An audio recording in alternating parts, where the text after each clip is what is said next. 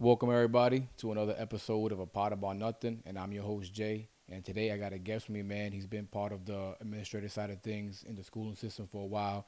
He's been a dean at the BVP Middle School, been a principal in the Providence Public Schools, and now is currently a principal in the city of Warwick. He's a father, a family man, none other than Al Speaks. I appreciate the opportunity, brother. Thank No, you for inviting me on your platform. absolutely. Ready to enlighten these people. Yeah. Nah, man. Listen, man. I appreciate you being here for real. We spoke last pod and then kind of in between, and man, just the things you have and your knowledge and your thoughts on just the school systems itself. I think are and like are especially coming from like being a principal and the administrative side of things, not just a teacher. You know what I'm saying? And the knowledge and and the things you say have to say, I think are really interesting, and I think the people would certainly, um, you know, get a lot of insight from that, man. I'm hoping they do. Yeah, There's a lot about the education system that I think a lot of people don't understand. yeah, So I'm hoping to clear up a lot of misconceptions about education, especially public education. yeah, yeah. Because I mean, because like for me, I went to public school, so it's like the education that I see that I can recall on just shit education, really. You know what I'm saying? And then being behind the scenes, I'm curious as well. I mean, we can get into that, but kind of like, is that by design? It doesn't matter by city where you're at. I mean, because I got some stuff that I do want to ask you. But before we get into that, man, can you tell us a little bit about like yourself, your background, kind of where you grew up, um, and also growing up, kind of like how did those experiences in your childhood, has impacted you to be the person who you are today? Okay. Well, I was born and raised in Wiggins Village, Providence, Rhode Island, Okay. and it was a rough neighborhood. I grew up in a single parent family. My mother and father broke up when I was like 3. Mm. I literally remember the fight they had when my mom was going at it with my father, and they was beefing in the living room. I remember that whole scene. I was 3 years old. I never forgot that, Okay. and that kind of changed me because um, I never, as a young boy, and anybody who grew up in the hood, especially young men, with is mostly all women, that was my opportunity to like grow up with my dad. But once my dad and my mom split, Mm. like I lost out on that opportunity to have that dad for two reasons.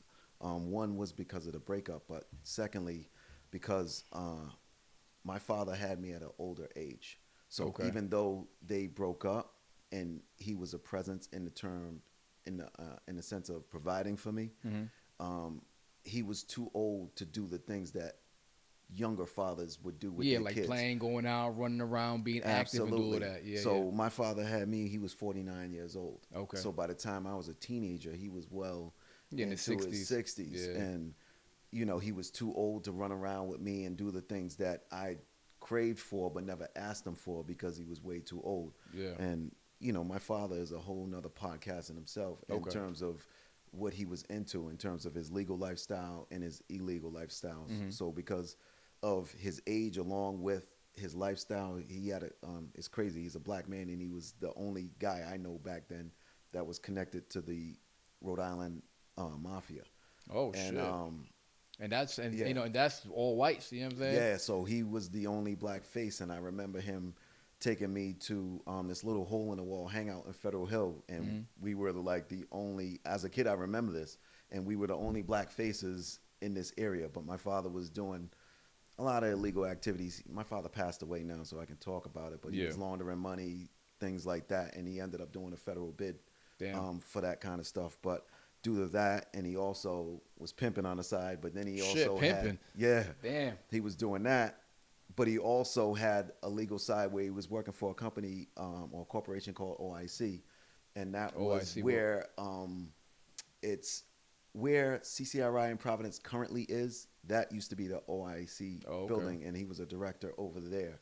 And they provided a lot of outreach and resources for the community. So he had this crazy positive side of his life where he impacted a lot of people, but he also had this negative lifestyle that he was knee deep in. And he was, I'm not praising it, but he was Yeah. very good at both things. Yeah, yeah. 'Cause He was well known. He was able to balance them. Oh, absolutely. He was well known throughout the community. Um, Like if you looked at him, you probably he was could just kind of tell, or is he like, was a very clean cut black man, always dressed to the T. Back when Cadillacs and Lincolns were the thing back yeah, then. yeah, absolutely. He always drove something nice, kept wads of money in his pocket. He was connected to lawyers, judges. Actually, Calvino, the father, the older one, I don't know his name, but that was like his ace. Wow. And they did a lot of deals together. And one of the deals that people still, like people that know my father, and they reminisce about him, one of the things that they talk about is when there was an Asian gentleman that, and somehow him and his lawyer, they worked out this illegal deal where they sold a bridge in Rhode Island. I forgot the name of the bridge. I don't know if it was the Braga Bridge. Or it was some bridge in Rhode Island, but they drew up a fake contract and sold the bridge to this Asian dude for $90,000, and they What? ended up getting caught because the Asian man tried to set up some tolls Yeah. on that bridge. So it was a crazy So- situation that happened back in the day. So what? The bridge was basically already constructed, but they made it seem like if They- we own it and we can sell you the rights to the shit. Absolutely, and they drew up Damn. fake paperwork and they Yo. sold this bridge to him. So, like I said, my father, I don't want to get too deep into him, but he's a story in itself. Like my father did some legendary things there. And That's fucking I didn't crazy. realize it as a kid because I was so young, and I just Mm-hmm. know that even though we grew up in the hood, and my mom, she doesn't have an education. She didn't have any high school education. Okay. She worked a factory job. She dropped out of school early to take care of her kids. She started having kids Mm. early, and it was myself, my sister who's a year older than me, and then my two Okay. older siblings, my older brother and sister. Gotcha. And she raised all of us on a factory job, making $300 a week. Yeah. And although we didn't have much growing up with her, my father made sure we had everything we needed. So, Yeah, yeah. like, we were the kids in the hood that when you walked into the hood house, it didn't look like a hood house Yeah, yeah, because like at we least- had everything. And as kids, the stuff that we really wanted, our dad provided for us. So, like I sure. said, he was a provider, but I didn't get the time. And Yeah. that's where it hurt me because the way my trajectory was is I always started off as a quiet, good kid, but then I was very impressionable. So Yeah. I started getting mixed up with the wrong crowd. In elementary school, I was making bad choices, getting in trouble, getting suspended, things like that. And my father was never a disciplinarian, so it's like Okay. my mom was that person that I was more worried about because my father was so, tied up Just into caught up in his own what he stuff. was dealing with Yeah. that he would talk to me, but it really didn't have any impact because he wasn't hands-on like my mom was. So my mom was the one getting in my ass, really letting me know what I should be doing, but she couldn't do it on her own. And plus, she's a woman, so a woman can't teach a young boy how to be a man. Yeah, no, so no. those things is what I was missing, and what I was lacking in my household with my mom is what I started picking up on the streets. Yeah. And starting in my elementary age and really going into my middle school years is when I really started getting into trouble. And one of my former friends, Malcolm, he and I used to get into car theft. And, Okay. we did a lot of that in my middle school years. And, Hey man, middle school just boosting cars, but Yeah, y'all was actually driving them or just yeah, we would Yeah. actually, but Malcolm was the better driver. Okay, And I okay. got a story about that that kind of shaped me and changed my life because we were stealing a lot of cars. We were bunking school, doing all that at Bridgeman Middle School. It's now closed. okay. But, Where was that at? It's on Westminster Street in Providence. Okay. But that school is now closed, and it's now elementary school there. But that during that time, an instance that shaped me was a high-speed chase we got into. Oh shit. We had, when Emerald Square Mall in Attleboro, Mass. had just opened, they had a parking garage, and in that parking garage was a Mazda RX-7, and we had What year? it was I wanted to Like say a a 90s? No, 80s? it was a 89. 89. So it was more like the squarish, not squarish, but Nah, like it was the roundish. It was still a small round. Oh, okay, okay. Round one, and it had the T tops on it. yeah, yeah. It actually had the title in it when we took it. Really? Yeah, and we ended up taking that that car, and we was joyriding with it, and there was a club called Car Palace Okay. out back in the day. I think it was in New Bedford. I was too young to go to clubs during that time, but Mhm. some of the dudes in our neighborhood had took the car from us, and they hid it because they wanted to go to Car Palace Okay. that night with the car. We ended up finding it, taking it back, and we tried to pick up one of my boys. He was in the house. Yeah. So we took a joyride and we went to the east side of Providence. And when we was driving through the east side, a state trooper got behind us, and that's when the chase ensued. It went from the east side of Providence all the way back through south side, and it ended on the west end of Providence. And shit. it was a real scary situation. And that Mazda was a stick shift. Yeah, yeah, And yeah. mind you, me and my boy Malcolm, we're in 8th grade. Yeah. And, Don't even you did you guys even know how to drive stick? no, he did. That's what I said. He was he was behind a the better wheel driver. Yeah, yeah, during okay, the okay. time. I did, but he was the But better damn, at driver. 8th grade, getting in a whole high speed car Yeah, chase, man, and- with a and- state trooper at that. Yeah, and it went from one state trooper, and by the time we got to the south side, it was about, they had, back in the day, they had paddy wagons. I Okay. don't know if you remember, Providence they had the police cruisers, but they also had the paddy wagons, which was the big vans. The big vans and shit. they'll But throw they you in the would van. come So through and grab a there whole bunch was- of people. Throw So there everybody was in there. stadies on us, regular cop cars, and then the paddy wagons that was chasing us. And we ended up getting away. Really? Yeah, he was on sidewalks and everything. When I tell you he's one of the most skilled drivers I've seen at that age, Damn. it was impressive. And mind you, I was shitting. Yeah. I was scared. I'm not even gonna front and act like I was all excited, and it was a fun experience. That's gotta be a scary. I've never been that scared in my life. 8th grade. So what? How old are you? Like 11, 12 years old? Nah, I was maybe I was maybe 13. 13? I was Yeah. 13. So, and just we- a teenager. You Yeah. just turned a teen. Yeah, we were very, very young, and we got into that situation, and we got away. We got Damn. away, and it was one of those things where we got praised in the hood because people in the neighborhood knew what was going on. They seen Sure. the car flying around, and when they found out it was us, when I It was finally like- made it back, everybody was like praising us. Yeah. But inside, I was shook. Yeah, And yeah. I tried to put on a face for the course. hood. Of course. But when I got home, I was sick. I laid in my bed, and I don't even know what I was thinking of. But that was the last time I stole a car. That moment, that Yeah. was what shaped me. And then not only stealing a car, but was that the last time that you thought about actually even doing like anything illegal, or you still? No, I got into a lot of stuff. Yeah? Oh, okay. We was breaking in buildings, vandalism. We was so bad in middle school. They used to have narcs following us from Bridger Middle School because we used to walk Okay. down Westminster Street through Dexter Field to the Ville from there, and they used to Okay. have detectives following us every day because we was that bad. Yeah, yeah. Running up in stores, doing the smash and grabs. We was doing all of that in the corner stores. Like I said, vandalizing, throwing rocks at people, like just terrorizing as little kids. Yeah, just being a Yeah, and being a whole nuisance to the community. Yeah, and then that kind of graduated me into bigger things when I Yeah. became a teen. It's so crazy when I grew up that I grew up around a lot of crazy stuff, and I was adjacent enough to it to where I could feel and take in a lot of that experience, but I was further enough away from it where I didn't get caught up in everything. Yeah, So for I can relate instance, to that. I can in the relate to that Ville for where I sure. grew up, it was like 30 drug dealers in the front of my court. I lived on E Court in Cranston Street.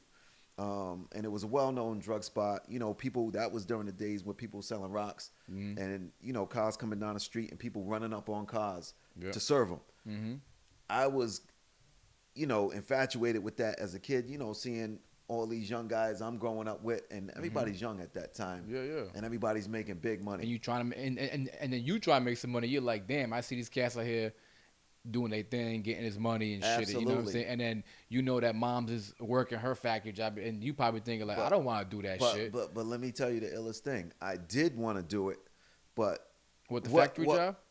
no, I'm saying my mom's worked a factory job. I did want to be in the streets because of what I was seeing. Yeah. But what saved me from the streets is actually a lot of guys who were on that block. Like when I was young and I was trying to go hang on the block that they was selling on, Yeah. they knew my mom.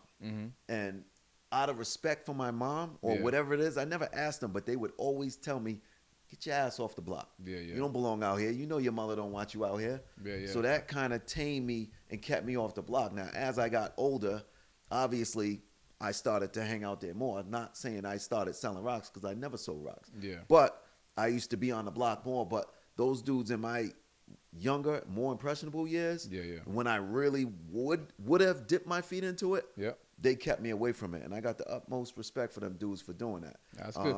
Now it's good though because what I'm saying it's kind of having a little bit of a mentor in a sense, not so much that but just somebody to be like, this ain't for you.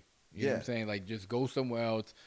You live here, but you can move on. They probably seen something in you that was like, this ain't for you. You can go do other shit. Like, this is only gonna go so far. Yeah, and it you know, saved and me the in a fact lot of that ways. that it wasn't like they were trying to recruit you in to be part of their little crew to be out there selling for them and shit. They're like, nah, chill. I like I respect that. You know what I'm saying? For sure. Because it's like, again, and then being an impressionable kid, it's easy to get caught up in that. Now you underneath this guy's wing. Now you think, you know what I'm saying, he got you. You this, you know what I'm saying? Now you start running game for him and shit. And then you get, and then the cycle just continues in the neighborhood. Absolutely. You know what I'm saying? So, nah, for sure. And one big thing it saved me from because and I'm glad it's over now, after many years. But there was a generational beef between my neighborhood, the Ville, and East Side of Providence. There's a lot of people that went to jail. There's people that were lost on both ends, and Yeah, I remember hearing it, but it was for a while too. Because I mean, I'm younger than you, but I even knew about that. yeah, it was two You know what I'm saying? generations. It was a generation before my generation, and then my generation. Mhm. So and it was deep. It was deep, and like I said, a lot of people like went to jail, and people lost their lives over this beef. Yeah. And to this day, I can't tell you where it started. I'm just happy it's over. Yeah, And I've heard a couple of things from it, but it's just like, again, it's one of those like stories that nobody really knows what truly happened. And there's people who's involved and that's still around that know more Yeah. about it, and I'm not going to speak to that. And Nah, of course. I'd be a phony to try to speak to that and act like I was a part of it because I wasn't, and I Yeah, didn't yeah. want to be a part of it. Yeah, nah, hell And no. what I was going to say is the fact that I wasn't immersed in the game at that age, and I wasn't on the block, and I wasn't mixed up with that, kept me out of that beef because the beef was with the hustlers in the neighborhood, and I wasn't a hustler. So I was known as Al B from the Ville, but I wasn't mixed up in that stuff. So like I said, I was adjacent enough to know everything that was going on, but I wasn't mixed up in it. Yeah, And again, that saved me. And even just, but getting into a lot of the trouble that I got into, it took a little while for me to get it together. The first instance when my mom realized I had full potential, because my brother, growing up with my brother, like I said, my mom was a single mother. My brother, he got into trouble since an early age. He spent half his life in the ACI. Yeah. He's older than me. He's in his late 50s, but he was doing bids early. Like, I remember being a kid going up to the AC, like on a bus, to visit him. And when I was getting into my trouble, my mother used to always tell me, you're going to end up locked up like your brother.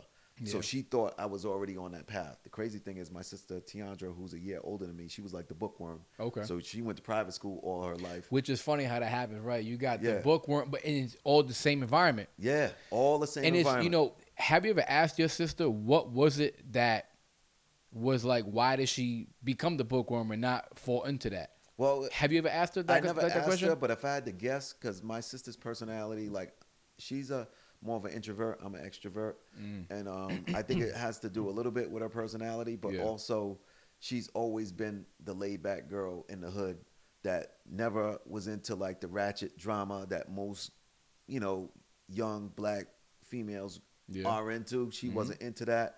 Like I said, she went to private school, so a lot of her friends were like preppy kids. And the couple of girls that she hung with in the hood weren't ratchet. Now, you think going her being in private school kind of helped that as well, kind of being away from because you didn't go to private school. Oh, I got to tell you something about that. Let me answer your question about her. It did help shape her because it gave her a vision into a life that we didn't have. Okay. So she saw the other side of the track. She saw what success and wealth and all of that looked like, because she went to school with a bunch of rich kids. And she hung around a bunch of rich kids. And then she had her friends of color in the hood Mm-hmm. that were similar to her and somewhat in personality. Yeah. So even my sister, like when most of the girls, when you get to teenage years, girls and boys, they're starting to mess with the opposite sex and get into sex and all of that. My Yeah. sister didn't have boyfriends and all of that stuff, and she's not gay at all. Mm-hmm. She has a son now. She has, a man that she's been with for years. So, Yeah. but as I'm thinking about her in her younger years, she was never into that. She was focused on getting herself together. It was never focused on boys and the wrong Yeah, things and all of that. So she was always different in that regard. And to your point, she grew up in the same household as me, but you figure my older brother spent damn near his half whole life in jail. Mm-hmm. You got my sister, who's a year older than me, who's a bookworm. I got my other sister, who's a year apart from my older brother. She was a good girl, but the other side of the tracks is she had a kid young. She Mm-hmm. graduated from Central High School, had her first son young, Yeah. never recovered from there. Got on welfare and was on welfare like almost most of her life. Okay. She's not on it now. She's a hairdresser and Mm-hmm. she does childcare and stuff Okay. like that. But most of her life she was on welfare, and it seemed like she could never fully recover from that. Yeah. Like in terms So then of having the child kind of set her back. yeah, like Yeah, not yeah. no higher education, anything like that. So it's like you have that aspect of growing up in the hood where you get caught up in that cycle. Yeah. Then you got my brother dealing with, the jail aspect of that cycle. You got my sister who's the bookworm who doesn't seem to be touched by any of that. Mm-hmm. And then you got me as the youngest, the baby, and I'm impressionable and I'm getting myself in a shitload of trouble, but I got all the smarts upstairs. So it's like you see the both paths, you kind of walk them both, and then you're like, but at some point you're like, nah, I mean, just steer me over here. But I still was getting into shit. So Yeah. fast forward to 9th grade. I'm in Central High School, still fucking around, getting into the wrong shit, but doing my work Yeah. because I'm a little more mature. Mm-hmm. And also, I'm a freshman, so I was the big dog in middle school. Now I'm the small dog in high school. Yeah, So yeah. I got to play my position. But what kept me good, and I'm going to high school back in '89. I'm Mhm. dating myself. I'm 48 years old. I'll Yeah, be yeah. 49. But this is back in '89 when they was still hazing ninth graders, freshmen. Yeah, Used to get hazed. Yeah, and yeah. I That didn't get hazed. initiation shit, man. Yeah, but yeah. I didn't get that because I was cool with all the popular kids. Yeah. So I never So got that. You got the pass. Yeah, I got the pass. Mm-hmm. But it was my mom's first vision into my sharpness in my mind because that was my first time. I remember my first quarter report card. I got straight A's and B's, and my mother didn't believe it so much that she went to the principal and had to make sure. I remember going to the main office, like being up against the lockers, holding her chest, and then saying, "You know what, this got to be a mistake." Took me to the main office and wanted to check with the principal to make sure this wasn't a mistake. Yeah, yeah. And then when they saw that potential in me, then her and my father was like, "Oh, maybe we should try to send him to private school." Now, mind you, we didn't have money. So Yeah, my yeah. sister, when I spoke about her going to private school her whole life, she went to Henry Bonnet Elementary School, which was a private elementary school on the Rhode Island College campus. Okay. Then she went to Lincoln School on the east side, which was an all-girl private school. Okay. So she went from that school to Howard University. So she didn't see any public school. Oh, gotcha. For me, I'm going to public school all my life. Elementary school, middle school. Now I'm Yeah. in Central High School, public school. Yeah. And then I get my first A report card. And my sister got all scholarships because we didn't have bread. So Yeah, so that's that how was she was able all. to So that was all paid full for. ride. And then we got end up getting a scholarship because they had the bright idea. Let's try to apply to a private school for him. Yeah. So they applied to Providence Country Day, which is at the time it was an all boys private school in East Providence. It's still there. It went co-ed actually after the year after I left. Okay. But it was all boys at the time. Now, mind you, I've been to public school all my life. Never been to private school. I used to crack on my sister for being around, Yeah. all the white kids and this. I'm growing up in the hood. I don't know any better. Yeah, yeah. You preppy. I'm cracking on her clothes Yeah. because she dresses like private Yeah. school kids. And Got the uniforms and shit. yeah. Yeah, So yeah. now they ended up, this is at the time when schools are looking for diversity. So Yeah. mind you, that school had no diversity back then, and it's Okay. all boys. So when they applied, I ended up getting accepted. and they ended up giving me a full scholarship to the school. Mm-hmm. And now you take a kid who comes from the hood, doesn't know anything about, you know, that culture, Yeah. doesn't know anything about It, wealth, that's privilege, just a whole anything culture like shock that. for you. And then you just place that kid in this school, Yeah. kid who's been to public school all his life. So that was a big culture shock for me. And Mm-hmm. I did well in the school academically, but I was like in a shell because I didn't know how to move. I didn't know how to take anything in. I'm embarrassed on one hand because I'm one of 4 people of color in the entire school. You like embarrassed, but why? Because you feel like Because they we gave you were the thing just because because, or we were the poor kids in the school. Us okay, 4 people of color in the school. There was 3 of us black dudes. No, 4 black dudes, and there was one Asian guy. gotcha. And we all went to the school. Not even like a Hispanic in there nowhere. Huh? No, no Hispanics, Shit. just Asian, and then 4 African Americans. And we went there, and we were the 4 kids or the 5 people that took the city bus to school. Everyone else got dropped off or had their own car. Yeah. And then as you start to develop small relationships with these kids, now you're going to their houses, and they have multi-million-dollar houses. But yet these kids don't know where you come from, so they're like, "Oh, I want to visit your house. I want to come to your house." It's like, And I used to make up excuses for them not to come to my house because I knew I lived in the hood. Yeah. So I'm embarrassed to bring them to my house. And secondly, I'm embarrassed for them to even pull up to my street because there's 30 drug dealers in front of there. And, a white person pulls up in the hood, they think you're a custody. Yeah. So one of my rich friends would have pulled up and they would have ran up on the car and probably scared him. yeah. So I got I you. was thinking, mapping all this out in my head. So I always had excuses and always felt like I had to hide a part of myself because I didn't know how to deal with being in that environment, and no one Yeah. prepared me for being in that environment.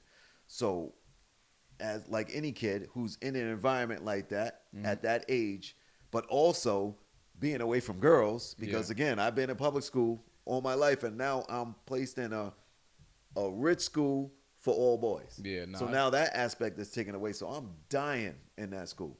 Yeah. So, Now, right. So now, with that being said, right, with going to the public schools and all that, how were you able to, or what was the transition in your mind from, okay, well, you're in the public schools, you're doing well, and like and everything. Now, where you are today, being in administration, where was that click for you from growing up in school to getting into starting the school side of things and getting into um, your background now as far as like an adult in your career wise? okay. Right? So let me just fast forward because I don't want you to think that I graduated from private school because Yeah. I didn't. Oh no. Oh okay. I Okay. ended up leaving. Oh, you did. I begged my parents to leave, and they made me do 1 year. So after that 1 year that I did, I went to Mount Pleasant High School in Providence. Oh okay. Okay. And So I you ended did up finish doing there. my junior and senior year there. Oh and- okay. And it's a regret now because I didn't realize the knowledge that I was getting in that school. I was getting a college level education in my sophomore year, and then I'm put back in a public school where the education is shit. Yeah. So I'm like 2 levels ahead of everybody there. So I'm doing that work with my eyes closed, and I'm still getting into shit Yeah. in school because now I'm not challenged. Yeah, so it's like I can just do this shit real quick, and I got Yeah. all the time in the world to do whatever like I want to do. So fast forward, but I got my life together in terms of acting up, getting in Yeah. trouble, not getting arrested, because I have a long juvenile record. But Yeah. I never did a bit in training school, luckily, and I managed to graduate from high school with honors. I went to college. I started off at Bethune-Cookman College in Daytona Beach, Florida, which Okay. is a black college. Okay. And I hated the experience. The city Yeah. sucked. And the school was popping in terms of the culture, Yeah. but it was just, and maybe, chalk it up to my age. Mhm. I just hated that city and the environment that city was. Yeah. Daytona Beach, Florida at that time too. Yeah. So I ended up leaving, transferring out of that school, and finishing up at Rhode Island College. And I got a full ride Okay. to both schools. That's how well I did academically Oh shit. coming out of private school. Yeah. So that's a part of my So story. just that 1 year. That 1 year, So just that 1 year allowed you to even excel in public school. So and I'm then getting out of school, yeah. that's when I figured, okay, I go from school to Rhode Island College, to Bethune to Rhode Island College. I have my bachelor's in political science. I Mhm. thought that's what I wanted to do. Yeah. So Political science was like politics and law. politics and law. So Okay. I get my first job in the state house working in politics. My professor, Dr. Leesy's, I still remember him. That was Mhm. my guy. He looked out for me. He got me a job, and I realized going in like early on that wasn't my cup of tea. I didn't do job shadows and things like that to figure out if that's really what I wanted. You just kind of I kind of just winged it and found out the hard way. yeah. So from that, once I got out of that, that's when I started doing, mentor jobs and things like that. Yeah. That was my first, foray into dealing with children Okay. and mentoring children and interacting with children on that level. And I kind of took a liking to that, and then I just kind of grew from there and went up the ladder. The irony of my whole journey, especially with me being an administrator in the school, is Yeah. that when I was young, especially in my middle school years, I hated school with a passion. Yeah. Which is I- kind of like The polar opposite of Yeah. where I'm at now. And I remember telling my mom early on that I'm never going to college. Like, Mhm. I hate school. I can't wait to graduate, things like that. And my mom used to just encourage me. And lo and behold, I end up going to college, and I end up in the profession that I said I hated the most. yeah. And I think it's a testament to anyone out there that you have people who all have their dreams, and a lot of people don't end up doing the things that they aspired to do when they were young. And what I would say is, for one, follow your dreams. But even if something is not your dream, it doesn't mean that it's out of your reach, because I Yeah. never would have thought in a million years, if you had asked me in my younger years, or told me that in your older years you're going to be an administrator, I would have been like, you're bugging. Yeah. Yeah. And now look at me, I'm an administrator. Yeah. So you just never know where But- your life path is going to be. But it really started off with me working at the Rhode Island Children's Crusade, which is now the College Crusade. Okay. And I was mentoring kids, and I just kind of went up the ladder from there. Yeah. Yeah. And went from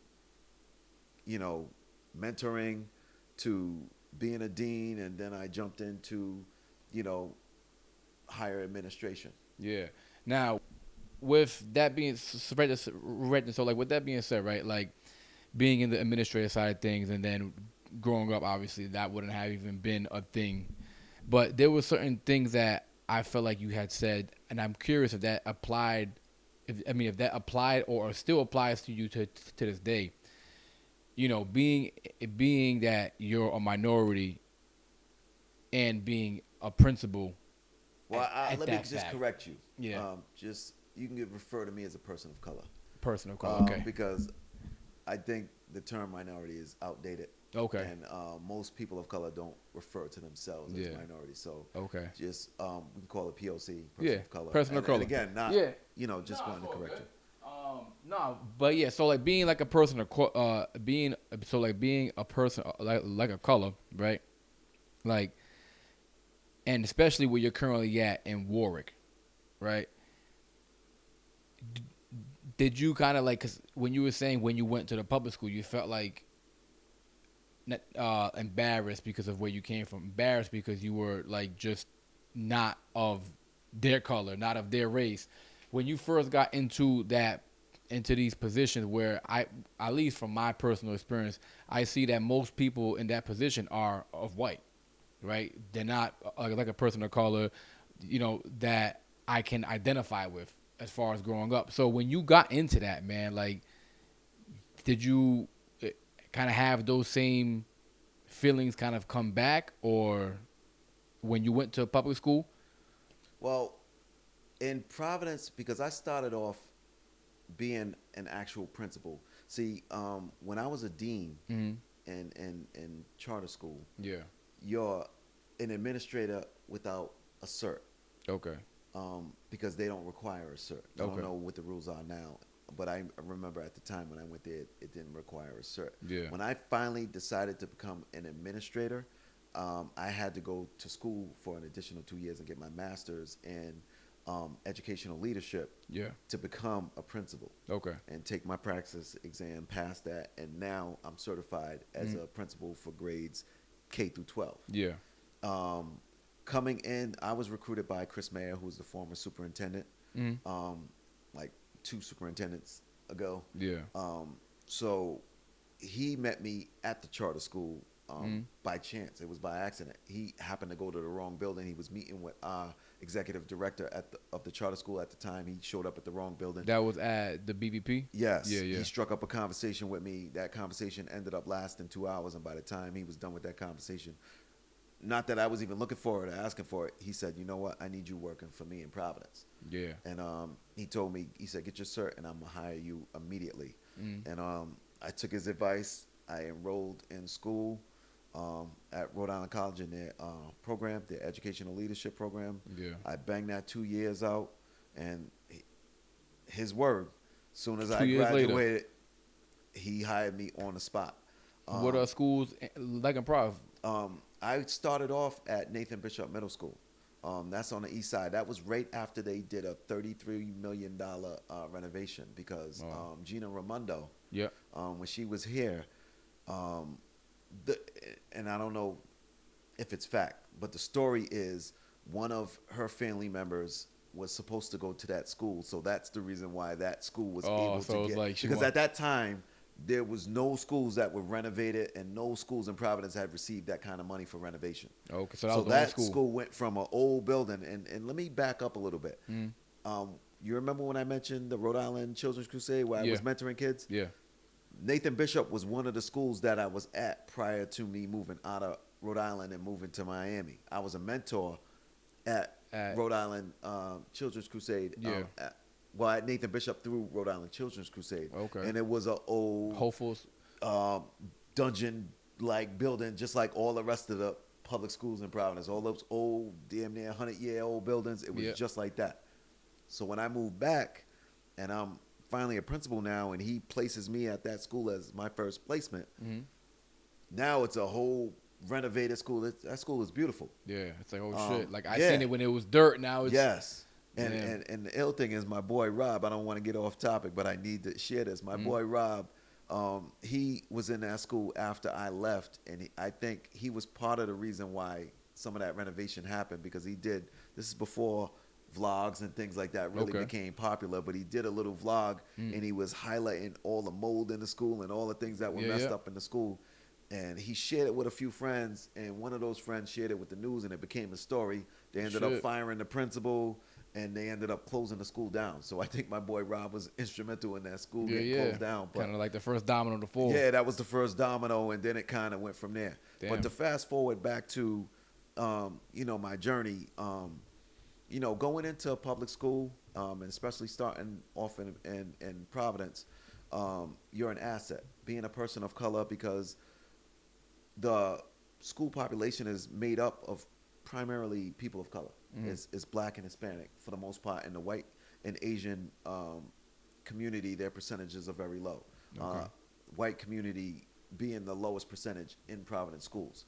So when you're coming in as a person of color, you're highly sought after and you're a valued asset, because now you can relate to the kids. You come from where they come from and things like that. Yeah, you gave me, because that was going to be one of my questions too, as far as like, I mean, we can get back to what you're saying, but just to kind of like, seeing that you was in Prov and now that you currently in Warwick and the impact you have in the kids, do you feel like you had more impact with the kids in Providence opposed to the kids in Warwick? Because being in Warwick, I'm going to assume, you correct me if I'm wrong, but I'm going to assume the school you're probably at is mainly a bunch of white kids. I'm going to answer all that for you.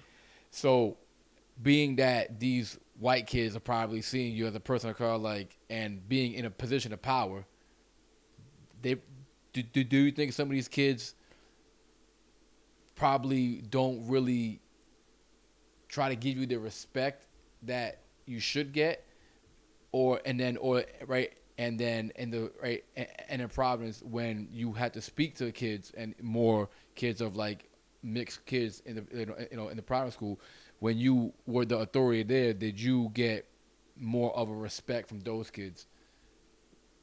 If you understand, like my question. I'll answer. It's two. I'll answer your question in two parts. Yeah, yeah. It's Um, like it's two parts. Comparing Providence, where you're working with primarily kids of color. Mm. Let me just tell you about my transition. Like my transition into Providence was pretty smooth and easy because Yeah. you're coming into an environment where you have most of the population that looks like you, Yeah. so you can relate. So it's smooth. Yeah, yeah. Going into Warwick, that's a school, and I did, prior to me, the first school that I was hired at was Tollgate High School, Oh, and okay. it's right next door to the middle school that I currently work at. Mm. So as I'm applying for the job, I'm looking at, the statistics for the school, and I'm looking at the report card, and one of the things that I saw that school struggled at was diversity. Now, I didn't know to what extent because obviously I'm not working in Warwick yet. Mm. I get an interview. I work there. Well, they love me. They hire me. So I leave Providence. I go to Warwick. Once I go to Warwick, I realize that I'm the only person of color in administration to this day. Like in the entire In Warwick the city. entire district. In the I'm not entire talking about district. West Warwick Yeah. because people misconstrue Warwick or West Warwick. Yeah, It's no. two separate districts. Yeah, yeah. The city of Warwick has elementary schools, they have middle schools, and they have high schools. Out of the city of Warwick, I am literally the only administrator of color in the entire district. Even still to this day. Yes. So it's one black guy Wow. and then all white men and white women. That's it. There's no Hispanic, there's no Asian, there's no other people of color, period. I Yeah. am literally the only one Damn. in the entire district. So how does that so right, so now being that you are the only person of color in that not even the school, the district, how now again going back to when you went to public school, like that culture shock. Can I talk? Yeah, yeah, go ahead. Gotta go with that, bro. That's deep. How is it to work in an environment? That's why I'm finna. Because you were saying it and then you kind of backed up. But Yeah. How is it to be? Do you feel isolated? Yeah, no, cause that's what I was finna go back to, cause like. What are the trials and tribulations and the frustrations that you endure every day? Yeah, no, just because too, like, cause I was gonna correlate back to when you went to. My bad. No, you good, cause like when you went to, like that public school and like in high school, it was a culture shock, right? Like from kind of a gist of what you said, like it was like you felt out of place. Now being that you are the only person of color in the district of Warwick, as an administrator like, as well, do you? I don't know if you still do or when you first got to, did you feel out of place? Did you feel like any type of struggles, any type of like, you know, maybe disadvantages that you know what I'm saying? Like Well, that type of like, if it still even happens to this day. To be honest with you, it always sucks, and you'll never know what this feels like unless you're ever that person in Yeah. any circumstance. But being the only person, whatever you may be, in the room, being the only person of that whatever in the room Yeah. always sucks, because you don't have anybody who can really relate to what you go through. Yeah. You question whether or not your peers and your colleagues, how they look at you, how they perceive you. Are they really genuine towards you? Yeah. If there's any racism towards you. Yeah. I'm going to be completely honest with you. There's a lot of racism in Warwick. Yeah, I was gonna ask you that as well. I've dealt with a lot of racism, like not me personally, but there's a lot of racism in the schools amongst the kids. Like there's a small percentage of kids of color in both the high school and the middle school, and I can say definitely there's racism in both schools. Yeah. Kids say a lot of racist stuff out loud to people's faces. They write it in certain places. They have posts with each other online about racist stuff. So there's Yeah. a lot of racists amongst the kids. I can't really say that's happening with adults, but again, I'm not going to be naive and say that everybody who works in Warwick, like nobody has a racist bone in their body. Yeah. I'd be naive to say that. Okay. The city's just too big and there's too many people. Yeah. Have people treated me fairly? I feel like they have. No one has Okay. done anything blatantly racist or crazy to me. Mm-hmm. But again, it's not to say that things don't exist. Again, Yeah. I'm just not naive. So I just want to be clear on the fact that, that's always a touchy spot, because Yeah. if there's racism in the community, in the kids, it has to exist somewhere else. It has to go beyond that. Like probably into the homes and stuff like Yeah, that. and even when issues come up with kids of color within the school, Yeah. you don't want to be looked at as the go-to person to deal with certain things, or if the school's struggling with diversity. Now, you supposed to be the spokesperson because you're the one person of color in the school. Like, Yeah. I never wanted to be that. Yeah, yeah. And I'm not going to be used in that way. Yeah, like I'm not the token black guy here. Yeah, I expect that Yeah. district to do the work, and what you have to do is get more people of color Yeah. in the district. And I think that's a struggle, because I think there's a shortage of educators of color. So I don't want to make it seem like there's tons of educators of color trying to get jobs in these white districts and they're just getting turned down. That's not the case. There's a shortage of educators of color across the nation. Across the nation. So, and that's something that's highly sought after, and not only education, but in businesses. Yeah. And that's why, Josh, why is there a shortage? Why Yeah. do you think there's a shortage? Yeah. But there's a piece of your question that I wanted to finish answering, and it was about the kids, because Yeah. you asked me about my impact on the kids, Yeah. comparing it from Providence to to Warwick. Mhm. And either way, and this is not to pat myself on the back, but I'm just very confident in my skill set. Yeah. I feel like I'm dope, so Mhm. I relate to all kids. Okay. If you walk into my school with me next week, Mhm. you'll see all the kids hover around me, calling my name, and it's like I'm a rock star in the school. Yeah, yeah. And it's like that in Warwick. It was like that in the high school, and currently in the middle school that I'm at in Yeah. Warwick, and it was like that in Providence. So I have a great ability to relate to kids, Okay.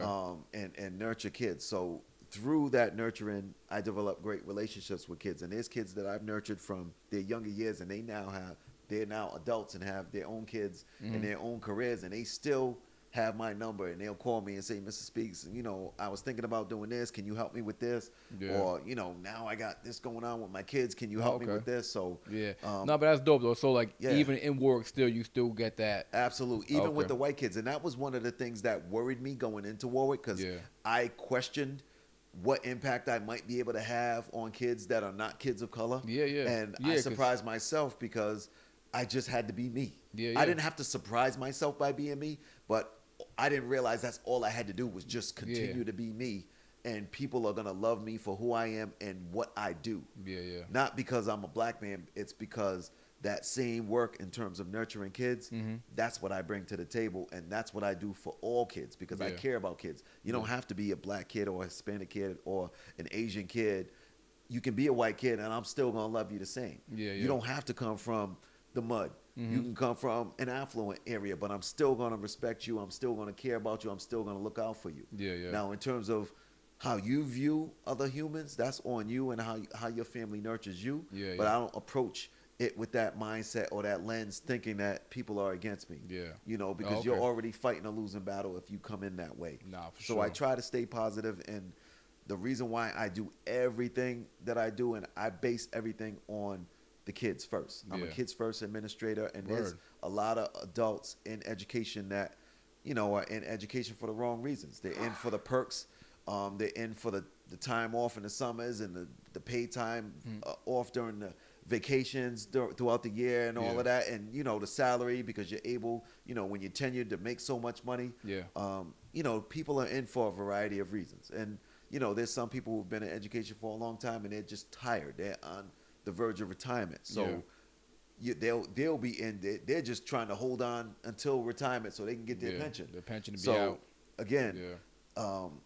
people are in for a variety of reasons, but for me, I love seeing young, vigorous individuals coming straight out of college. They got that newfound energy, because that's what the kids need. Yeah. And it's not to shame anybody who's older. I'm older, Yeah, yeah. but the difference with me is kids don't think I'm older because I don't look my age. That's what I think helps me. Yeah, yeah. And I got some swag, so and I can relate. Yeah. Like I know, the especially streets. nowadays, Yeah. a lot of kids, I mean, shit, you could even go again. You could be in the all white schools. I mean, it's just like it's the internet, so they see what's going on here. So it's like all these kids are kind of Yeah. still over the same Yeah, shit. and- But to go back to that about being that,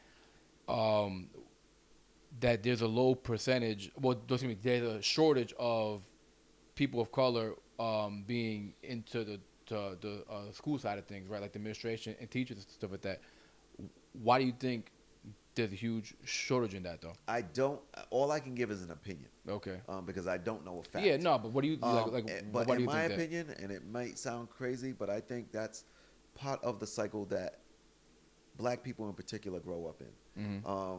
Where we grow up, education has never been a big priority. Yeah. It's been surviving. It's been getting to the money. And then when you think about, you know, neighbors, or just the hood in general, who are the people that are making money in the hood? Yeah. People who are doing illegal business. Yeah. It's not the person who's working a 9-to-5 job.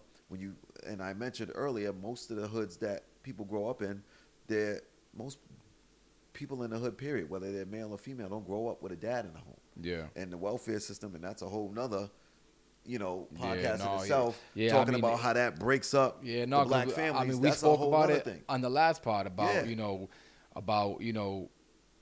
fathers not being in the homes, and then that whole like system Being set up to being set up to ensure that. happens. Yeah, yeah. Because we spoke about that already, but no, for sure. So not to get too much on the conspiracy side of things, but I think there's systematic reasons why and I'll use the word programmed or not programmed to go into education. Yeah. Because that's never been a focal point in our lives. And it's been about surviving, getting by, and what's the quickest and easiest way to make money. And that's why a lot of our parents didn't try to push and get their education because their backs were against the wall. They had to provide, so they quit school and they got jobs and they had to provide. Yeah. Like my grandmother, my grandparents, they didn't go to school at all. My grandparents worked on a plantation. Yeah. They weren't slaves, but they worked on a plantation. Yeah, so And that cycle continued with my mom, and I was the one who broke the cycle. Yeah. And went to college, and then made a career out of myself. So someone who was, a small person in the family, you become like a matriarch or a patriarch in your family Yeah. when you're that first person that graduates from college, and now you actually have a career because most of the people before you didn't have careers, Yeah. or even the careers that they got into, it didn't require much education. Yeah. But it was a career that just got you by. It wasn't a career that made them rich. No, for sure. So to answer your question about why I think there's a lack of people of color, especially black people in Yeah. education, I think it's more of a systemic psychological thing within us that caused us to try to find other paths because, like I said, education never seemed to be, even though our parents would always tell us, and I don't want to get that twisted, our parents would always tell us the importance of education, but I don't think it ever resonated with us because the things that resonate with us are the things that we actually see. Yeah. Like for me, I saw drug dealers. Yeah. And I'm thinking, okay, that's the way to the money. But also, I'm seeing my father as like this businessman, but he's also doing illegal stuff. Yeah. So it's like So the again, illegal there's stuff is still always there. there's always that slippery slope. So it's not really something that's like, you Yeah. know what I mean? And do you Let me think- just go that route. And do you think that it doesn't help with what we spoke about earlier about what was the name of the program where they're passing the kids? So it's like Oh, social promotion? for social promotion. So do you think that is even hitting more of why there could be a shortage, probably even further down the road, like even a bigger shortage of like possibly people of color? Because I know, and it's a fact. I don't have the numbers, but like it's a fact though. People of color, Hispanic, Black, you know what I'm saying? We definitely are on the low totem pole of even education being at like our proper reading level and everything else. Now, do you think that with the social promotion going on, which again, I mean, we spoke about it, so I'm just touching on it briefly. You could explain more, but I mean, I'm just thinking about it, right? And then with that going on, and then just with kids just being able just to get passed through, now kids aren't really looking at education, and even, I mean, I'm going to assume, right? I'm just assuming, I didn't say facts, but assuming that, I can just get by. Like, it is what it is. And then until the point when you can't, then it's like, all right, well, now I hit a wall, but it's like, all right, well, fuck this shit. Like, I'm out. You know what I'm saying? You think that, so in your opinion, do you think social promotion would be kind of like helping that slope of being a shortages of a shortage of people of color And coming into the system? and again, I'll give you my opinion. Yeah, yeah, of course. It's all That could be directly connected to it. And yeah, I didn't even think about it in that perspective until you really talked about it. But if you think about it, if social promotion directly impacts a lot of kids of color, because mostly kids of color grow up in the public school system. mm, When you look at private school systems, um, they're predominantly made up of white and Asian community. yeah, And usually black people in particular are usually the smallest percentage in any private school. mm, My two daughters go to Wheeler, which is a private school on the east side of Providence. okay, And their percentage, my youngest daughter, is the only young girl of color in her entire grade. She's in shit, eighth grade, and she's the only one. Now, it's a little more diverse in my other daughter. My other daughter's a year apart, mm, and she's in the ninth grade. It's a little more diverse in the high school end of things, but that just gives you a brief insight into the switch in the dynamic. mm, Like I explained earlier, public school is primarily kids of color, and the smallest percentage is white people. Now, when you go to private school, yeah, the largest percentage is white people, and the smallest percentage is people of color. mm, So, to answer your question, social promotion that could be directly connected because when you think about it, who's being impacted by social promotion negatively yeah, in terms of reading, writing, and mathematical grade levels mm-hmm, is people of color. yeah, Now you have these kids that are getting passed along and they're not educated at the level that they're supposed to be in. What is the How is it possible for them to get into the realm of becoming an educator? yeah. When you have to finish school, you have to go to college, you have to do all of these assignments and tasks, mm-hmm, academic tasks, but you're not at that level. yeah, So, are you going to be motivated to do that, or are you going to be discouraged to do that? exactly, You're going to be discouraged. for sure. Um, Because and especially again, being being pushed through. And it's like that's something that I need, like you know what I'm saying, like you know what I'm saying, and then that's something for me that like I really didn't even know until when you brought it up. I was like, damn, like the fact that you can like literally fail up until the ninth grade oh yeah, and just you know what I'm just saying, for the people out there that may yeah, not understand what social promotion is, it's something that happens within the public school system, and that happens, I believe, nationwide. I'm not sure what state laws and legislatures are, so I don't want to misspeak. And if I'm misspeaking, I apologize. But I'll speak specifically for Rhode Island. We do have social promotion here. Social promotion happens um, from third grade to the eighth grade. So in kindergarten, first grade, second grade, you can actually fail and stay back. you gotcha, Um, as you normally, in my opinion, should. If you don't pass a grade in terms of your grades, mm-hmm, then you should stay back because yeah, you're showing you're not proficient in that particular area and that you need to continue to do work to become proficient. yep, So, in my opinion, that's the way it should be. But for whatever reason, and I'm not sure what year it started, because again, when I was younger and I was in school, elementary and middle school, mm-hmm, if you failed, you stayed back. yep, Nowadays from third grade to the eighth grade, and it could be a combination of things. It can be because schools are not, they don't want to clog up school systems with kids who are constantly staying back, and now you have schools that don't have enough space. It could be kids aging out of certain schools, mm-hmm, but it can also nowadays, when you think about sexual preference and sexual activities, you don't want kids that are too old with younger kids makes as sense, well. So that's another yeah, yeah, fear.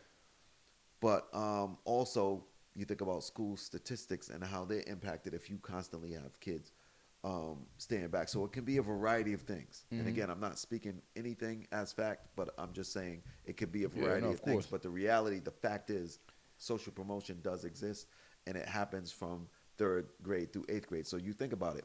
You have kids who go through a school system from third grade to eighth grade where they are expected to be accountable for their grades, their behavior, um, learning how to socialize, everything that comes along with being in school. yeah, But if you fail everything for any reason, whether it's you actually have struggles where you can't comprehend certain things and you can't grasp certain things and you're Yeah. failing for that reason, or you decide, you know what, I just don't feel like doing anything. I hate school. I'm not doing a damn thing. Yeah, yeah. So for whatever reason that you're failing for, it doesn't matter.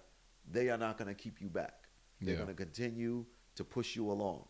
So that happens with third grade, fourth grade, fifth grade, sixth grade, seventh grade, eighth grade. The whole 5 years. So all of those years, and this is like an unspoken thing. It's not something that they tell kids at orientations like, you know what? If you fail, it's not going to matter. You're going to be pushed along, so you don't have to worry about that. Yeah, yeah. That's something that it's like the dirty secret that they don't want to tell kids Yeah, because yeah. if kids find out, and there are kids who are clever enough to find out, once they realize, like, look, I've been doing shit all year and Yeah. I'm still passing. Once they do figure it out, especially those kids who don't want to do anything, Mm-hmm.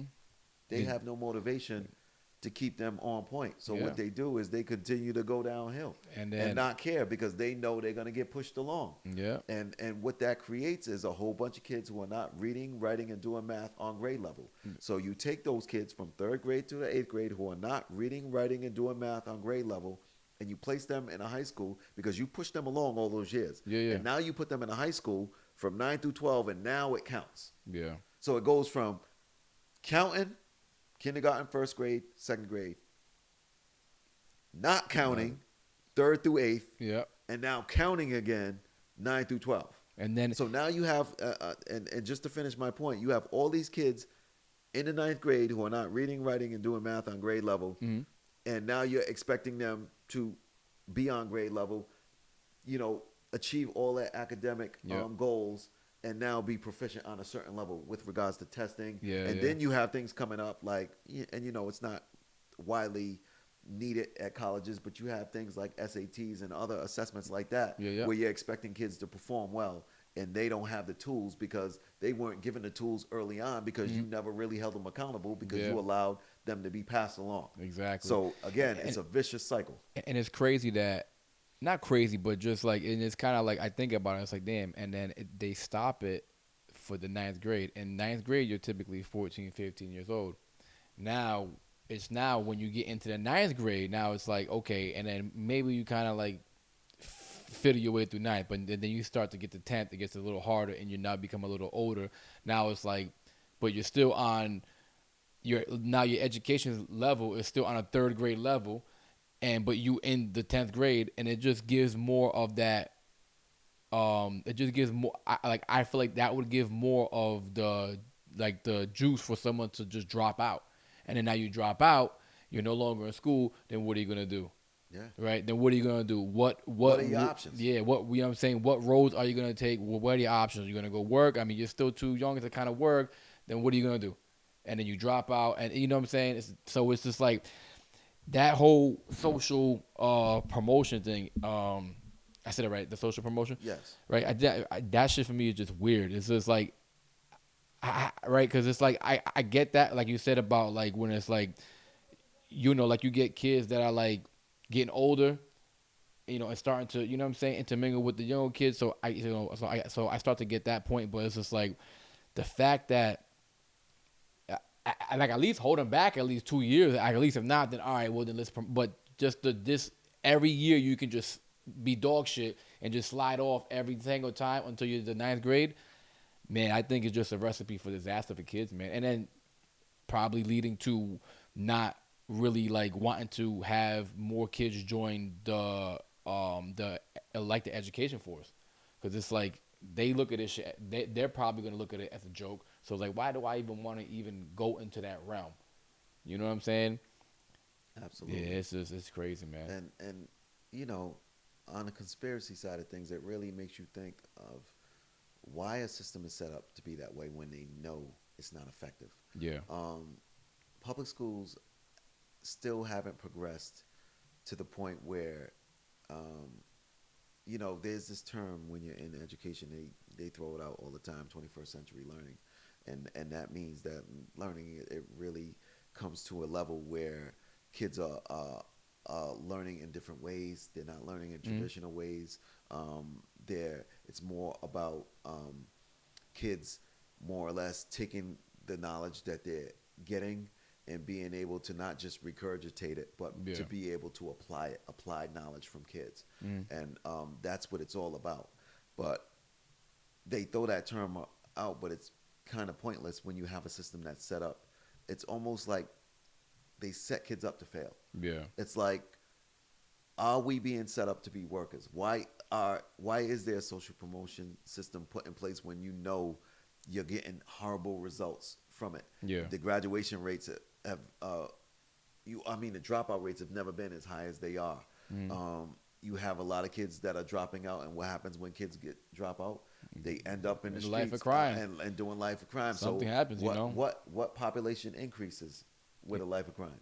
The prison population, exactly. So, the jail system. And it makes me, on the conspiracy side of things, think like, damn, is this system set up so that it could be a constant funnel for the prison system, the private prison system? You know what I mean? If you really want to go down a rabbit hole, no, we listen, can man, really, we can really go that way. But because it that's what I just be makes thinking. you think on a larger scale. Like, why would you continue to have a system in place that you know is horrible? And then on top of that, when you got prisons that are privately owned, so now that just becomes a big business. Absolutely. You know what I'm saying? So that's why I like that social promotion shit for me. I had no clue until you said that, man. You blew my, like I'm telling you, you blew me away with that. I was like, what? I'm telling you, I had no clue. Man. I was like, no way. That's just like, that's insane. But the fact that, again, those 5 years, a half a decade of slacking off now to go into high school where you're now held accountable, but now you're kind of at an age where your parents can't really do too much with you either. So now you have a bit more choices. You're starting to get a little older. Now you can fall out of, then you drop out again. Then it's like, well, what were you going to do? Well, I'm going to go rob somebody. I'm going to go sell some drugs. I'm going to do this. And it just becomes this cycle that, and again, I think it's purposely planned. And it's a strategic move for that, I believe, because it's just like, what other advantages what positive actually really even comes out of that? I don't really see no positive personally. Nothing. And I think you can work around, and I know, one thing I can say to the school's defense is schools are never properly funded. Yeah. And again, that might be by design. If you really dig down that wormhole, Yo. why is education one of the lowest funded things out there when it should be one of the priorities out there? Yeah. So again, you can ask a lot of questions, and there may not be one answer, but it really makes you think. When you look at the state of public schools, it really makes you think about the structures that are way above and where the decisions are all being made, why those decisions are being made that way. Yeah. Because again, I'm a logical kind of person, and if you're doing something with the purpose of it being effective and it's showing itself to not be effective, then you have to do something else. Yeah. Sort of like how, when in classrooms, you want to get away from a teacher just standing in front of the class, just teaching at the kids sitting in rows, because, back in the day, kids were taught to become workers. Yeah. Like, the whole goal was for you to work for someone. So like that setting in a classroom, Even that was setting like, is an old school, outdated structure. So what would you think, or what would you do, say, if you were able to run it like a whole school? How would you structure a classroom today to be 21st century learning? But that's what some of the schools are doing now. Some of the charter schools are going down that route, where the classrooms themselves are designed to be more, multi-purpose workspaces. So you have movable walls. You have furniture that's just not a desk. It may be a table. There may be standing tables where kids don't even have to sit down. There's kids that I have in my school that have severe ADHD. They struggle to stay still. But how do you expect that kid, in the way their mind functions, to just sit there at a desk for 42 minutes in a class? It's like you're asking that kid to do something that's beyond their capability. Yeah. And that's part of what public schools struggle with, because we don't have enough resources to provide for kids who struggle in that capacity. Yeah. So when you think about, these new schools that they're coming out with and the new designs for classrooms, they think about kids like that. They think about the ways in which it's going to be most comfortable for students to learn. Okay. Like you may be able to lay out in certain places. You may be able to stand over here. You got spaces where you can work in groups, but it's a mixture of everything. Damn. And ideally, what you want is student discourse, which means that you want the teacher to get things started, Yep. give the kids the overview of what it is, make that connection to the overarching goal, Mm-hmm. and then you let the kids go off and do their own thing. Yeah. And you check in as the students are learning, but the whole goal is for the students to grasp the information, share the information Talk amongst amongst themselves, and then be able to process it and give it out. Yeah. That's the whole purpose For of sure. the way learning should be right now. And there's Yeah. That's the some first time places- I'm kind of hearing that. So it's like that's like I'm trying to like. Well, I'm not trying. I am visualizing what you're saying, and it's like that is definitely would be a better environment because you think about when we was in school, you sat all right behind each other, dress right dress. So it's like, having these classrooms more set up to be, like you said, multifunctional and just being able, hey, I can stand up without being, hey, why you standing up? You know what I'm saying? Being so, hey, well, I'm just tired of sitting here. Yeah, I want to see what you're saying, but I'm tired of sitting here, and just having those a little bit more freedom for the kids in the classroom is what it sounds like from what you're saying, to feel like they're not this, what's the term I want to use? But just to feel like I'm not this. Well, I answer it for you. Kids don't want to be bored. Yeah. When you have kids, whether they're elementary, middle school, or high school, kids don't want to be bored learning. They want to be interested in certain things. Yeah. So as an educator, you have to bring enough to the table to where you can, no matter what content area that you're teaching, you make it creative, you make it exciting, you make it interesting. There may be kids who hate history. Yeah. But if you can make history fun in some way, shape, or form, you Yeah. can make it interactive. For sure. And that might enlighten a kid who never even thought they would like history. So it's Yeah. not about the subject; it's about the teacher and what they bring to the table. Yeah. And you have to make a lot of kids tend to act out because we can get into discipline, and that's a whole nother thing. Yeah. But a lot of kids act out for two reasons. Going back to social promotion and kids not reading, writing, and doing math on grade level, when that same kid who doesn't have this knowledge and now you're challenging that kid to work with a group, or you're challenging that kid to read aloud in class, and that kid is nervous now because this kid doesn't know how to do this. Yep. They act out so they can get kicked out of class, so they can escape from having to do that. So it's like it's just like a defense mechanism. It's a defense mechanism. So you have to be mindful of the negative impacts of social promotion, and that's just a small piece of it. Yeah. So, but if you want to be a successful educator, you have to be mindful of your population. You have to be able to dissect and break down and differentiate your content, so you're catering to the kids who are at this level. Then you have something for the kids at this level, and then the kids who are working at a high level, Yep. so that they don't get bored, because you have negative behaviors at both ends. You have negative behaviors with kids who may not understand the material and the content,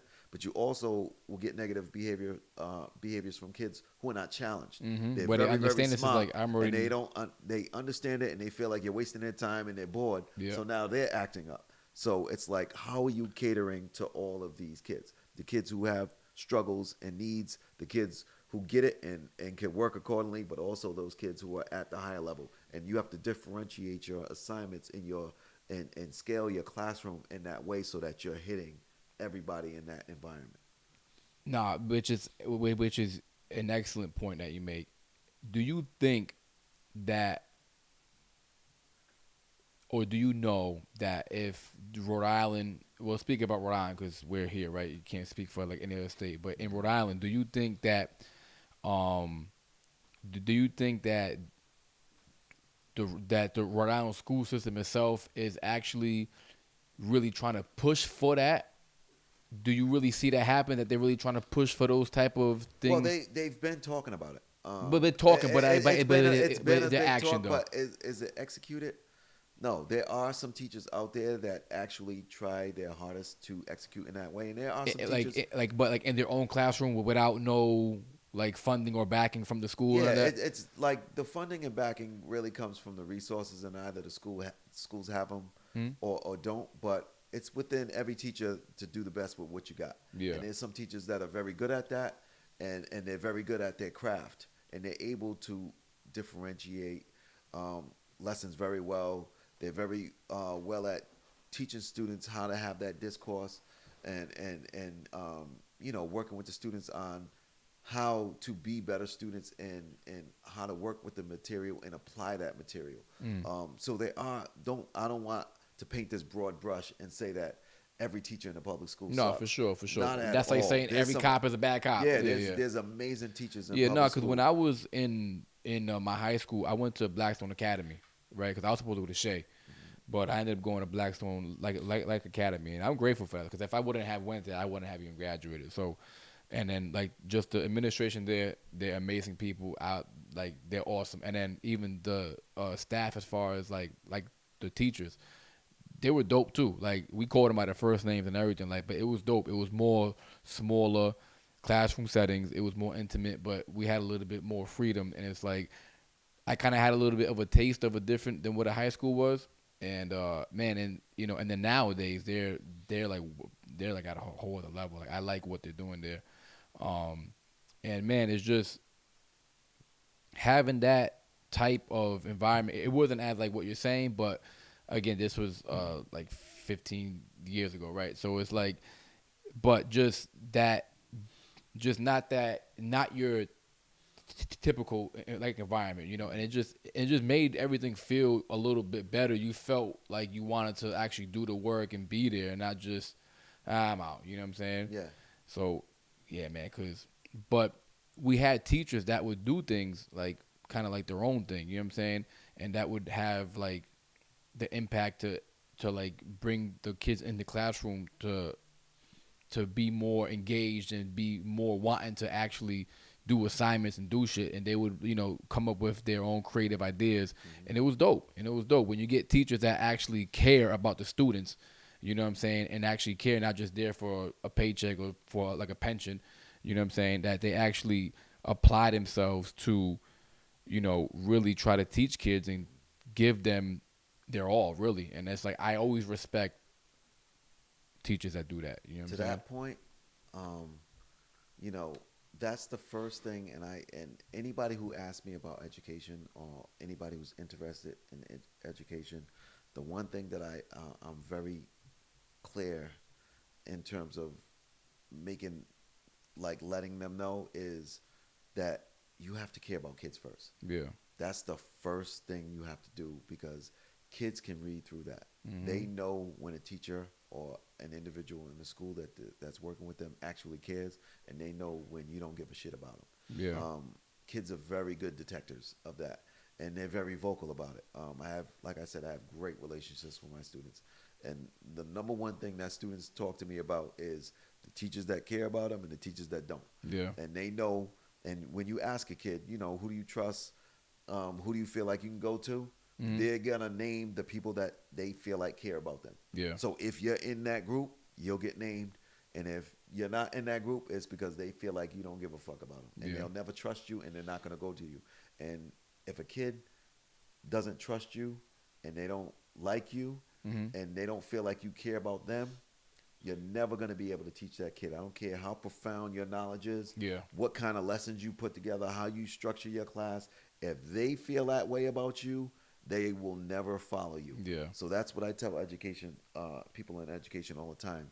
You have to get to know kids and build a relationship. That's the first thing. But also, you have to care about kids.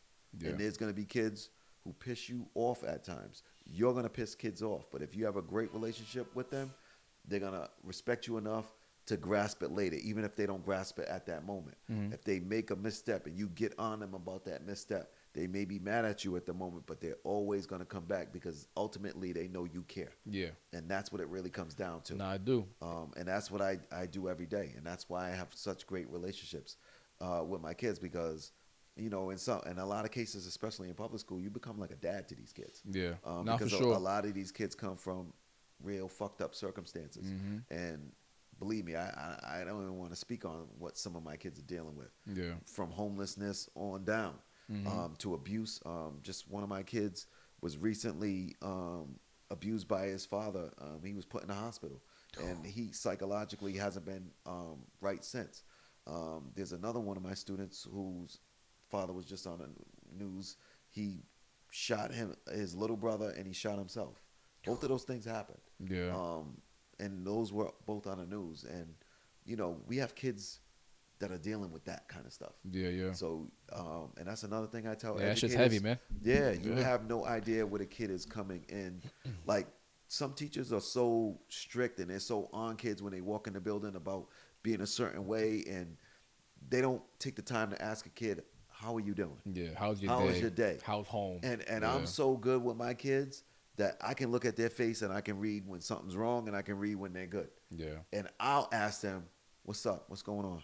Yeah. Talk to me. Let me know what's going on." And I approach from that. Yeah. And that's from that angle. And that's the reason why my students trust me so much, because I come from a place of care. Yeah. And I'm always trying to help them first. Like, I know we're in a school, but to me, academics is secondary to how you're feeling. Yeah. Because, again, if you're not in the right mental space, Mm-hmm. then what the fuck are you going to learn? Yeah. That's what, You're no, that's never a going fact. to learn it. Yeah, not a If you goddamn haven't thing. eaten because your family's homeless, Mm-hmm. how do you expect that kid who's coming in starving, dealing with that strife and whatever else, to come into your school, be like this, and ready to learn? Yeah. It's like, man, That's not gonna happen. I'm here because I have to be here. Yeah, you have to Yeah, get to yeah. the root of what's going on with that kid, provide some help and some support for that kid, Yeah. and then you can get to the academic side of things. Yeah.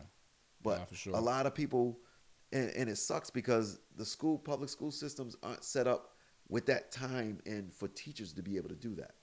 I'm able to do that as an administrator because I can meet with kids in a different capacity. Yeah. I can have conversations with the kids in a different capacity. Mhm. Now, when you're a teacher and you have a rotation of 6 classes, Yeah, yeah. and yeah. they're only 42 minutes apiece, and there's a 2-minute passing, Like, what unless time you do you really unless you have? build it into your class, you don't have time to really sit and do that. And that's one of the biggest complaints. It's not an excuse, but that's one of the biggest complaints that I get from teachers, is that we don't have the time to be able to build the relationships the way you do.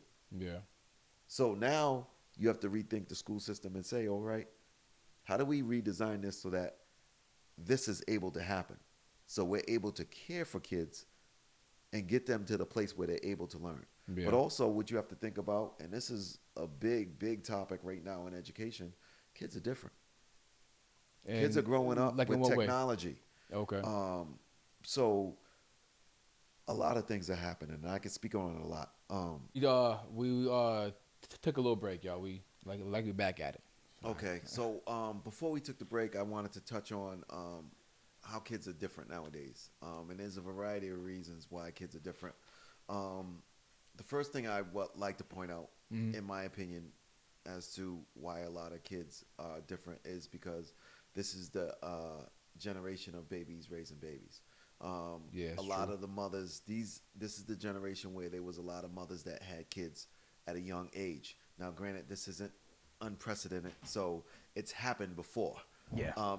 But it just hasn't been as prevalent as it is now. Mhm. And what happens is when you have a young mother or young parents, the relationship between the child and the parents gets skewed. So you have more kids who look at their parents as friends as opposed I was gonna to ask that. parents. Yeah, yeah. And what happens is that line gets blurred. And I talk about that all the time because of the way I see kids treat their parents when they're in my presence. So you talk about that with the kids or with the? Oh yeah, okay, absolutely. okay, Like yeah. I see kids disrespect their parents right in my place. I don't know if we can edit that Yeah. out. But It's all good. kids will disrespect their parents right in my office all the time. I'll have parents in for a meeting and we'll be discussing their child, and just the way kids talk to their parents is like their parent is one of their friends on the street. They Yeah. call their parents bro and kid. What are Yeah, you talking yeah. about? And they're cursing at their parents and everything else, like stuff that in my younger years I never would have got away with. I would have Yeah, lost yeah. every tooth in my mouth if I talked to my mother that way. Mhm. But these kids, they cross that line, and then the kids progress to an age where now the parents are feeling like, okay, you're doing too much. Let me try to reel that in. Yeah, yeah. And now it's too far gone Yeah, because yeah. that line has already been blurred and skewed, and now you can't reel it in. Yeah. And now you got the parents who are now scared of their kids, and that's another thing that's Scared very, of them in the sense of like, like, they'll harm them, or like, oh shit, I'm gonna call DCYF and all this shit on them. Like, both. oh, Like, okay. fear of what the kid's gonna do, Yeah. but also like physically, the kid being bigger in stature, Yeah. their kid getting loose with their mouth to the point of like, what are you gonna do? Like, Yeah. I've heard kids say that to their parent. I actually had a kid in my school, and I don't even know if I should be talking about that. They assaulted their mom in my office. Wow. Well, shit. So how did you guys fucking deal with that? Like, it was a situation where, first of all, you're caught off guard because you're looking at the parents like, all right, what are you going to do Yeah. about this? But then, you try to provide support for the kid, because obviously if a kid is to that level, the kid is going through something. So it's like you deal with all kinds of situations. That's with- got to be a with- fucked up situation, because it's like, yo, you just hit your parent. Two, it's just like now, and like you said, you're trying to also provide for the, some type of support for the kid as well. So it's like you're in like, stuck between a rock and a hard place. Like, shit, now the parent, but then it's like you're still here in school. It's like, so it kind of like just brought me back to that scenario. It's funny you said that, that scenario where that kid in Florida that had beat on that teacher for taking his fucking Nintendo Switch. Yeah. That shit is crazy. Yeah, and listen, there's but then there's that other kid. He looked like an Asian kid. He burnt the whole.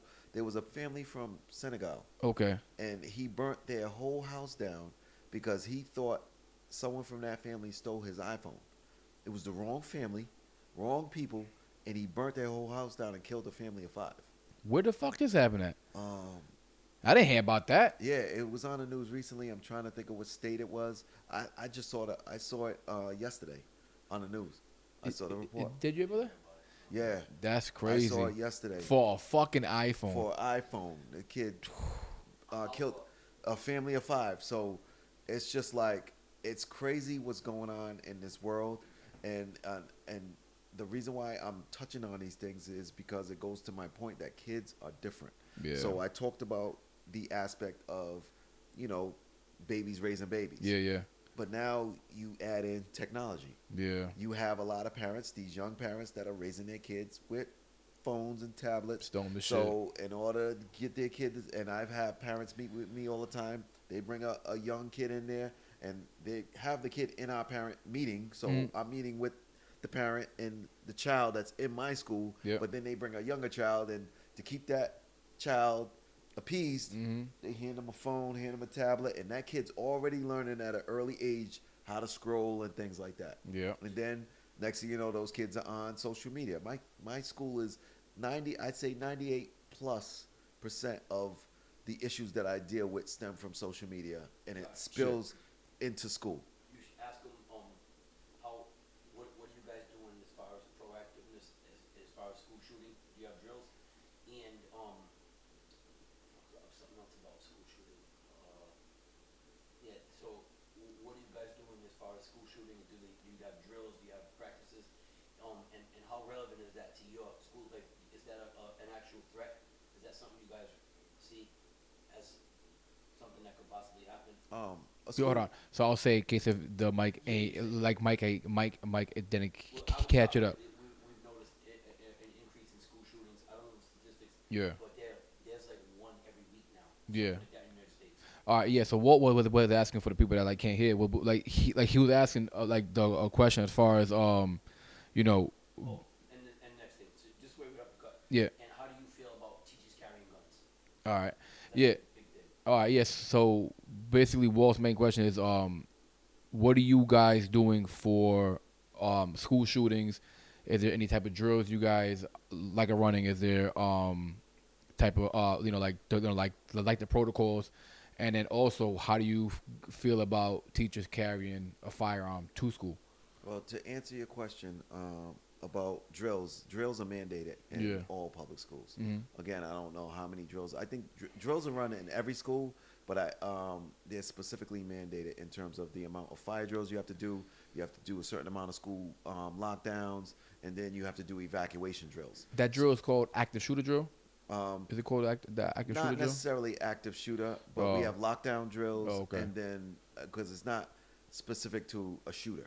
Oh, okay. You know, it can be any intruder. Yeah, yeah, So okay. you'll have, again, fire drills where if there's a fire, you have to, how do you evacuate if there's a fire emergency? Yeah, yeah. You have evacuation drills, like if there's a bomb threat or something like that. Mhm. If you got to leave the school, but then leave this campus. Mhm. And then you have lockdown drills where there's some kind of intruder in. It could be any kind of intruder. And what you're supposed to do during those drills. Okay. So again, those drills are practiced throughout, but I always felt like those drills were kind of crazy because most school shooters, most, not all, tend to be kids that go to the school, and the same kids that are in the school are being taught how to go through these drills. Yeah, so it's like- if they're thinking of any way around it, now you're looking for all the weaknesses in those drills, and it's like, all right, I know these kids are going to evacuate to these fields, so I'm going to have somebody waiting at this field, and when they evacuate to this field, Yeah. then I'm going to do that. So I always thought there was something like it's something that you can't avoid because Yeah. you can't not do drills when you have hundreds or thousands of kids in your school. Yeah. But the other side of it is, am I actually teaching one of the Oh, like Perpetrators. yeah. Are you potentially teaching a potential school shooter like your game plan? Yeah, so you know what I'm saying? That's the risk you It's like always you run. just showing the enemy you like your playbook, but you don't even know because you're scared. So you're gonna, you know what I'm saying? Yeah, So, but what are but yeah? to Go ahead. answer- So to further answer your question about how I feel about teachers having guns in schools, I don't think it should happen. I know there's some people that's looking at it like, okay, maybe if you have a teacher in a school and there's a school shooter that comes in the school or some kind of intruder that comes in with a weapon, maybe that person can fight them. For one, you don't know everyone's expertise in terms of I was gonna using say a that. firearm. I was Just say because just because you have a your license, just because you like, have your I- LTC doesn't I have mean I have a license for a firearm. I'm by no means an expert shooter, so I can mess around And- and shoot the wrong person, shoot someone by accident. Aside from that, depending on where you're carrying your gun, what if a kid gets a hold of your gun? Yeah. If you're carrying it on your That is person, true. what's to keep a kid from coming up behind you and snatching your gun out of your holster? yeah. That happens to cops. I know. So Imagine who's like to a- say it can't happen to you? Or you know, like you're a female You got- teacher that's probably 5'2", Or and then you got these kids in high school that, you know what I'm saying? So it's like, all right, let me, you know what I mean? Let me go ahead and knock now- her out real quick and now a student takes your weapon and does harm somebody with Makes your weapon. sense. I'm You not gonna have it lie. locked somewhere, and then they break into wherever it's locked at. yeah. Or and now they have but a it's weapon. locked away. But then it's like, what fucking good is it? I'm not gonna lie, because I was thinking about that, right? About like teachers carrying weapons. I was kind of like under like I think so too. But then I like the 50-50. But now that we're speaking about it more, I feel you. Put Nah, it this way: because it's like. there's a lot of people who own guns who have never shot a gun before. And that's what I was gonna say, So, because it's just like just because you can. I mean, even if you don't have a license, like down in Florida, right, and like well, like the southern states, you don't need a license, especially well, down no, in you Florida. need a 'cause they- license in Florida. It's just easy to get a license. out Well, there. no, they just passed a law where to have a they just recently passed it. They just passed a law where now you can get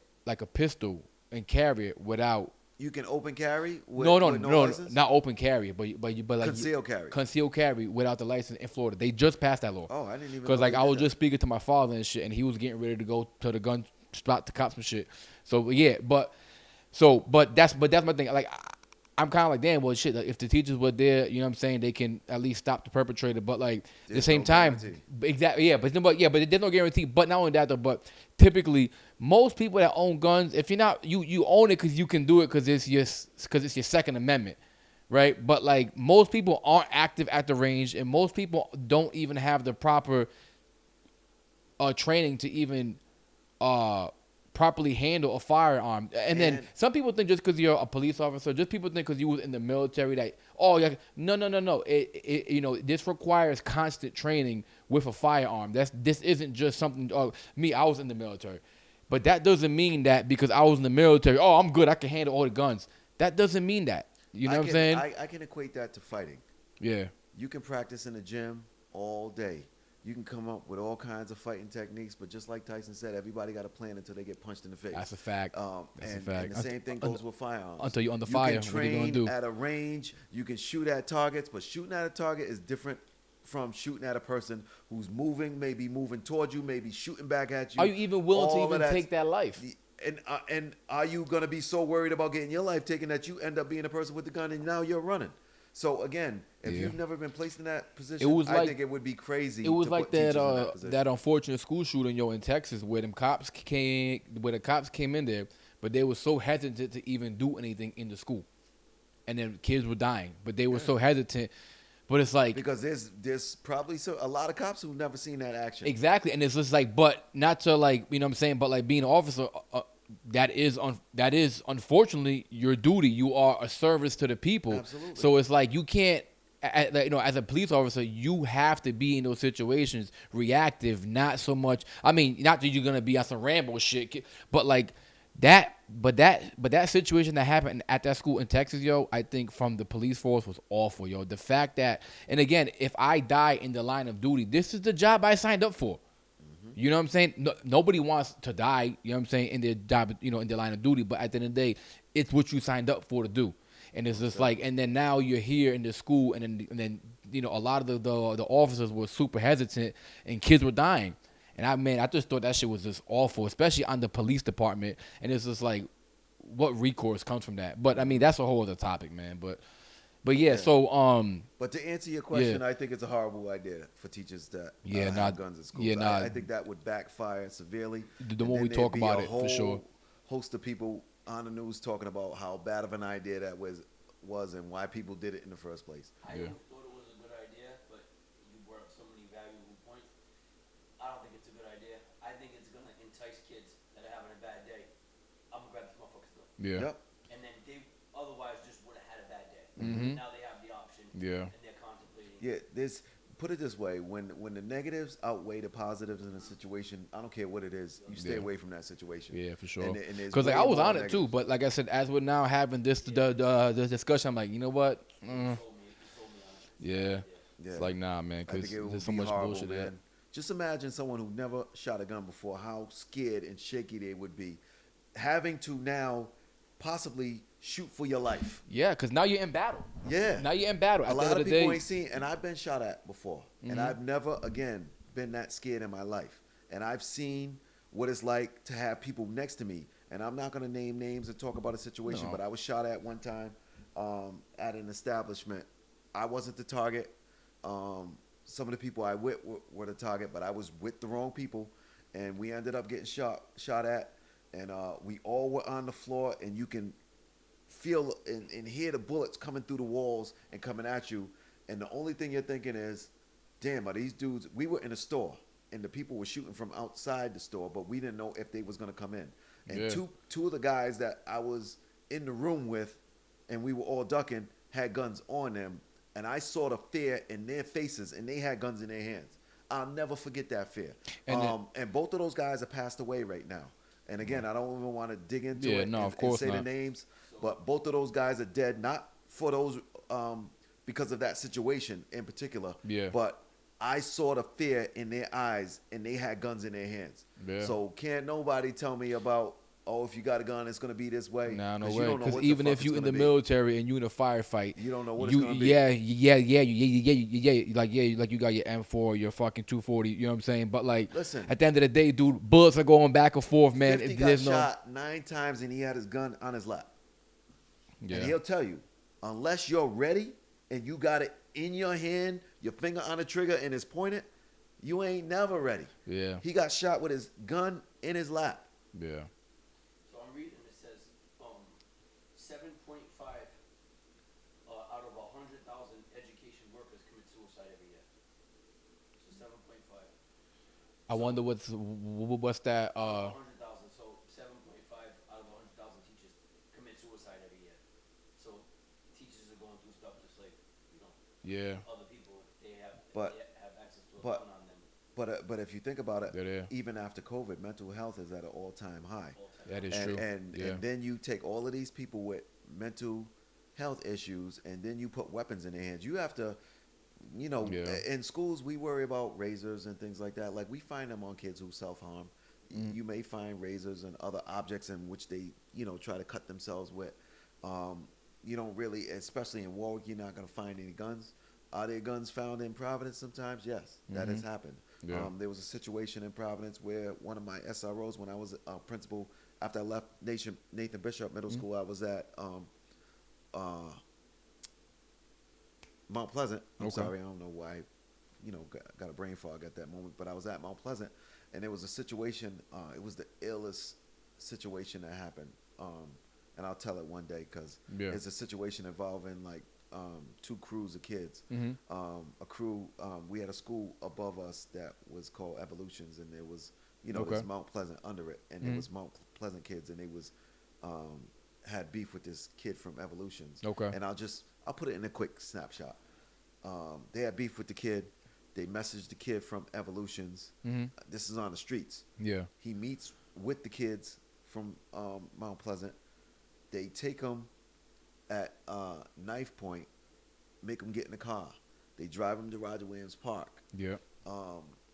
They take him over by the water, and they're ready to kill him. Okay. He somehow fights his way out of it, runs all the way through Roger Williams Park, makes it to one of his boys' crib. He runs into his boy's house. Yo, these dudes are trying to kill me. Yeah. And just to back up, he managed to make a phone call when they had kidnapped him in his car to his brother. Yeah. And his brother heard commotion and that someone had him, but he didn't know what was going on. The brother calls the father, and I found out all this information after. The brother calls the father, says, yo, they got, so-and-so, he's in trouble. Yeah. They're looking frantically for him, but they don't know where to look for him. Yeah. Yeah. Those kids ended up taking him to Roger Williams Park, try to murk him there. He ended up fighting his way out of it, running. They pursued him in the car and on foot, all the way across Roger Williams Park. They were determined. He made it to his boy's house, busted in his boy's house. Yo, these dudes are trying to kill me. All his boys run out. They grab knives and bats and all that other stuff. They run outside. A big beef breaks out on the street. Police start to come. Everybody scrambles. That kid runs to a corner store on Broad Street. Yeah. Jumps behind the counter because one of the dudes is chasing him. Jumps behind the counter with the owner. The owner's kind of like protecting him. The kid realizes the cops are coming. Kid who's chasing him bounces. Cop comes in, thinks the kid is just a victim, which he was, but he didn't know the context of everything. Just takes the kid and drops the kid off at home and leaves. So when his father and his brother and everybody get home, they rush home, they find him there, they're like, oh my God, what happened? He tells them what happened. The next day they send the kid to DR. He's out in DR for a month. Shit. Comes back. This is when I'm at Mount Pleasant. My office is downstairs. Yeah. One of my co-workers, her office is on the first floor. My other guy, he's on the second floor. Okay. And then the principal was in the Evolutions building because the principal there was no longer there, so he was in there as the interim principal. Okay. So all we hear on the walkie-talkie is, come up to the main office immediately. Come to find out, parents finally get the kid back from DR. They're walking him. They got to walk him through Mount Pleasant because in order to get to the top floor Yeah. to Evolution, You gotta you go got to through Mount walk Pleasant. through the main office, and then you got to take either the stairs or the elevator up. Gotcha. They're walking him in, the mother, father, and the son that got kidnapped. Yeah. They walk him in. Guess who they run into? The same cats. A couple of the kids that kidnapped him. The father sees the kids and tries to go at the kids. My coworker, female, grabs the father and forces him into her office and pushes the other two, the mother and the son, into the office and locks the door. And the kids are at the door trying to get in the door. The kids from Mount Pleasant. Yeah. They're trying to get in the door. She calls over the walkie-talkie for help. We all rush upstairs. That's a whole. Next thing you know, the SRO, the officer, grabs one of the kids. He's tussling with the kid now. The kid's fighting him. Gets the officer down to the floor, and as he's trying to gets the officer down on the floor, his boy is trying to grab the gun. And every time he's trying to grab the gun, my colleague, the female, keeps grabbing his arm and pulling it back. Her and the school nurse.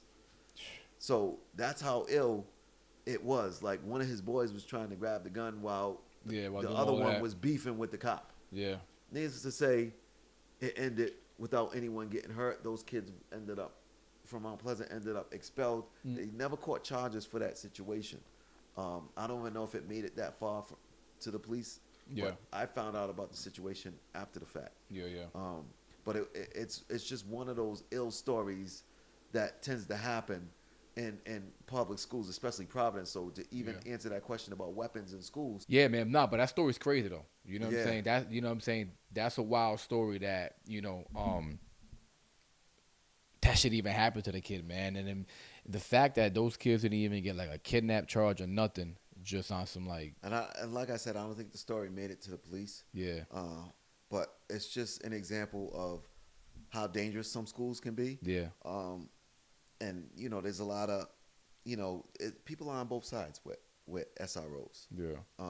Some Wait, people, well, what are SROs? Just so. school resource officer. Okay. So it's an actual policeman, but he's assigned to a school. So instead of him Okay. doing patrol every day, his job is to work at the school. They work during school hours. I no wonder sometimes I've seen cops at schools. I've always just wondered. I just figured, Yeah. but also, And but that's an a- actual role. Yeah, that's an SRO. actual role, and it's not an easy to get role. It's a role that a lot of cops want because you don't have to do the typical police work. Yeah, like for your, sure. your schedule is on a school schedule. Yeah, yeah. And that's you only deal with the kids throughout the day, and then like when the time is off, you're off. So it's your Not bad. schedule mirrors the school schedule. So Yeah. it's a little different. And I'm sure if cops wanted to do overtime and do patrol work or whatever, they Those could do stuff. that. Yeah, for But sure. if you wanted to do the bare Can you minimum, pull the mic?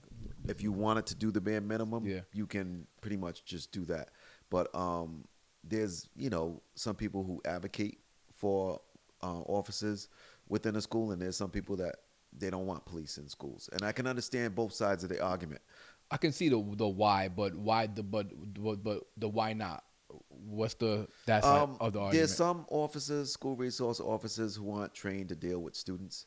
So Okay. when you're Makes sense. when you're a school resource officer, you can't approach kids like they're perps on a street. You have to treat students as students. You have to treat them as humans. You have to approach them the same way administration or teachers would approach kids. For sure. And there are some, to their defense, there are some good resource officers out there Yep. that take the time. They build relationships with kids. They're not about arresting kids. They're about helping kids avoid the system. Yep. Teaching kids better ways to deal with certain issues.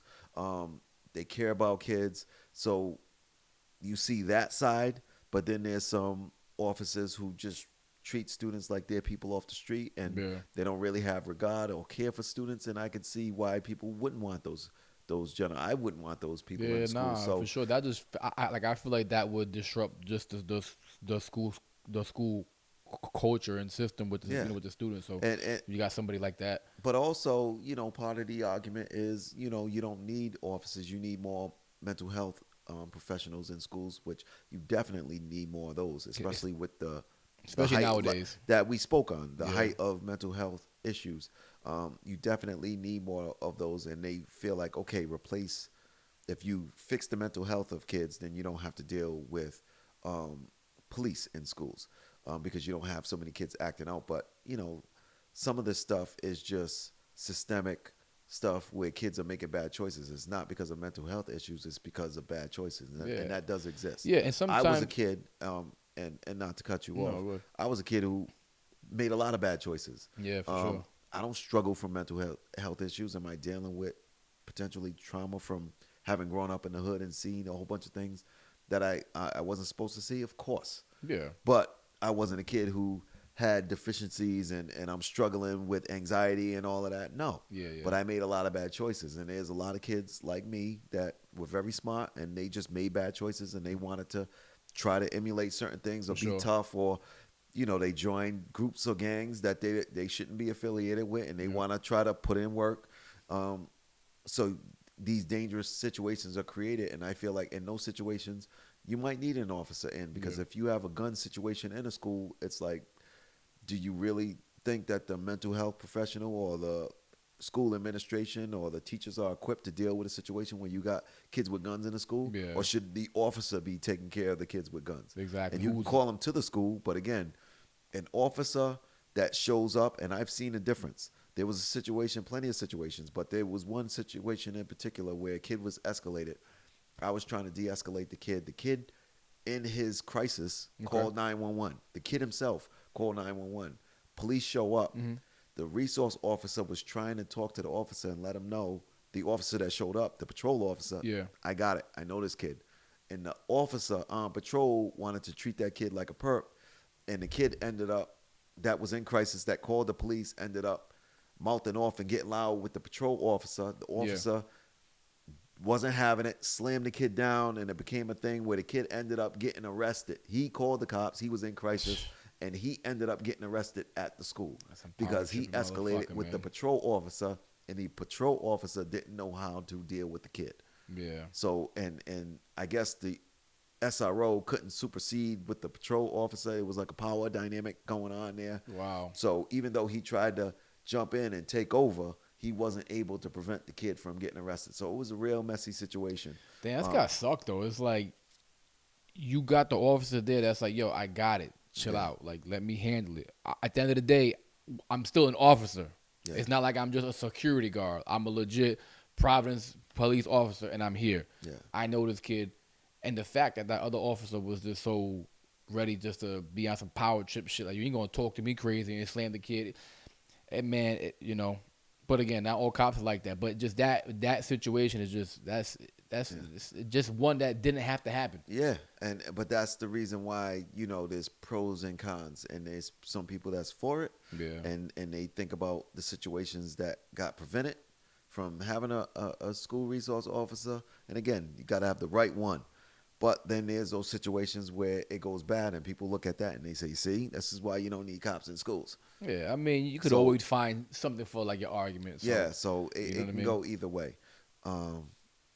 But that's the reality of public schools. Yeah. Because when you go to other schools, private schools, and Yeah, charter 'cause- schools, there's no officers. Yeah, and then you think so not so so not that. Let me backtrack for what I wanted to say. I kind of got ahead of myself.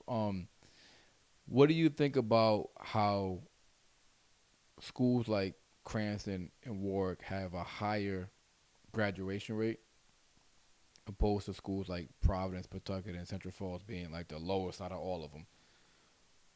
What do you think would be one of, in your opinion, let's go with three. Three things that you think may be like the biggest factors that are contributing to schools being where you got more kids actually graduating, and then you got these schools where kids are just like barely Three things there. real quick. Three things real quick. What do you think? Resources, environment, and then demographic. Yeah. Okay. Those when you have schools that have little to no resources, and schools in Cranston and Warwick tend to have more resources than schools in Providence, Pawtucket, and Central Falls. Is that by design? Or is I that don't just know. because of the schools? Listen, it could be by design, it could be whatever you want to call it. The bottom line is, the fact is, those districts, Providence, Pawtucket, and Central Falls, have less resources than Cranston and Warwick. That's one.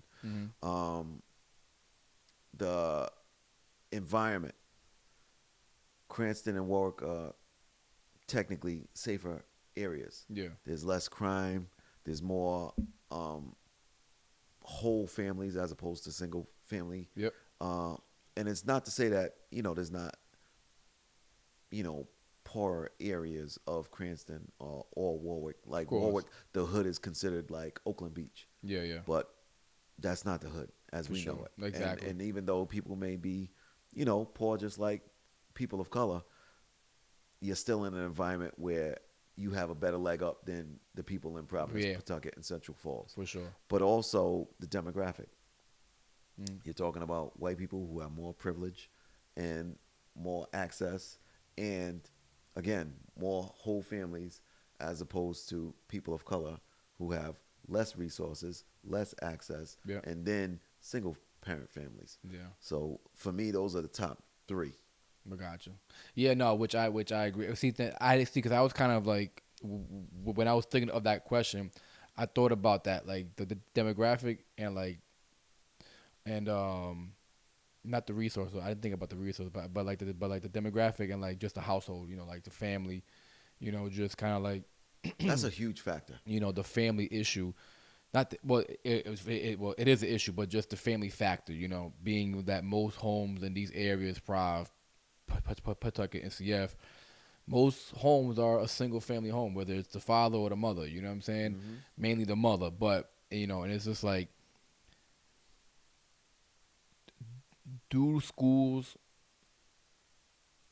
Do you think schools should have, or are there programs for those for like families like that in schools that come from like a single Well, parent household? there's no specific program for a single parent Mm, household. The bottom line is you have like when you have schools in the hood, yeah. they're comprised of everybody that's in the same boat. Mm-hmm. So it's like you're dealing with one demographic because it's all the same. You don't Yeah. have many full family structured Mm-hmm. situations. Gotcha. So it's That not is like true. Yeah, you're anything right. is You're right. catered to it. It's just what it is. Yeah. And the irony of it is, you would think that there'd be more people of color teaching in, um, the hood, but it's just as white. The staff itself is just as white as it is in any other white city Yeah. or town. Yeah. And when you go in Providence Public Schools, the majority of the teachers are white. That is true. and Yeah. and that's what it They're is. The Pawtucket majority of CF. So administrators are white. So it's always been crazy, and it goes back to my earlier point of just there needing to be an increase in the amount of people of color in education, because yeah. you have that's a factor that I didn't even touch on, opposed to um, aside from all of the systemic things Mm-hmm. that cause people of color to be at a lower level. But then you having that factor of teachers and administrators that don't look like you, Yeah. that you can't relate to. So how are you even inspiring kids to want to be that when the person that's controlling their destiny doesn't look like them Yeah. in No. any way, shape, or form? No. Absolutely. So, and that's where, in a small way, I'm an inspiration for some kids because they look at me as a form of success. No. Yeah. A For lot of sure. kids don't know my story, Yeah. and don't know where I come from. And, some of the kids that know me very well do know, but, Yeah. they're looking at me like, wow, this is a black dude, and he's a principal, and he has a family, and he owns Mm-hmm. a house. Like, Yeah. and in the black community, I've kind of achieved the American dream. Yeah. But Yeah. ironically, I'm not even where I want to be in life, because I'm not someone who settles. And Yeah. I didn't get into education, and I don't think I ever spoke about this, but I never got into education with the intent on doing this for my entire life. That's a You perfect know, segue because I was going to ask you that too. Do you see yourself being in education for the end of time, or do you find yourself wanting to move on from education? And if so, what is it that what are some of those goals and aspirations that you want to achieve outside of the education system well, and move forward? I've been in education for a long time. Mm. I feel like I paid my dues a lot, Yeah. and I feel like, in being a building principal, one thing that people don't understand is it's a perception of power. Mm. And what I mean by that is, when you become an administrator, you're the top dog at the school. So you oversee the teachers. They come to you for guidance on certain things. They come Yeah. to you for approval on certain things. They come Yeah. to you for a lot of things. So you're perceived to be the top dog and the decision maker. Mm-hmm. But the reality is, you don't make the decisions. The people who make the decisions are the school board. The school boards Oh, okay. direct the superintendents, and the superintendents direct you. Gotcha. And when you're in a public school district, you're guided by the school codes and Okay. codes of conduct and things like that. So there's all kinds of rules in place, and what you realize is you come in, like I came in as a fresh administrator, and you come in with these grandiose ideas of what you think you're going to do and how you're Yeah. going to impact school and how you're going to affect change and all of this other stuff, and you realize you're not doing none of that shit. Yeah. You're this right here, and what this is a puppet on a string. You Exactly. expect it to be a puppet on a string, play your position, and you got to run the play that we're giving you. Yeah. It's That's like you're, deep. it's like you're on a team Yeah. Yeah. playing for Brady. You run the play that I'm giving you. You got to execute that play, Yeah. and once you Damn. realize, So it's like that.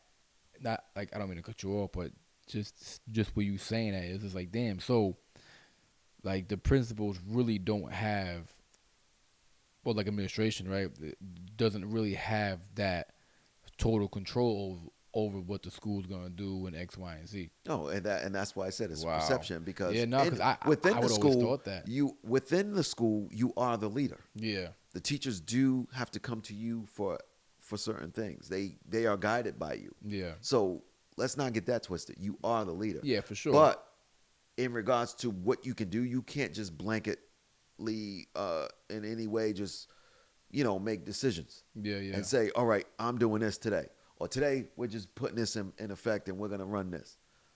Damn. That's not happening for two reasons. One, because you can't just do that because you're guided again by the school board and by the superintendent. Yeah. So they tell you what you're able to do and what you're not able to do. But secondly, if the teachers don't approve with what you're doing, they have a union and Yeah. they can push back Mm-hmm.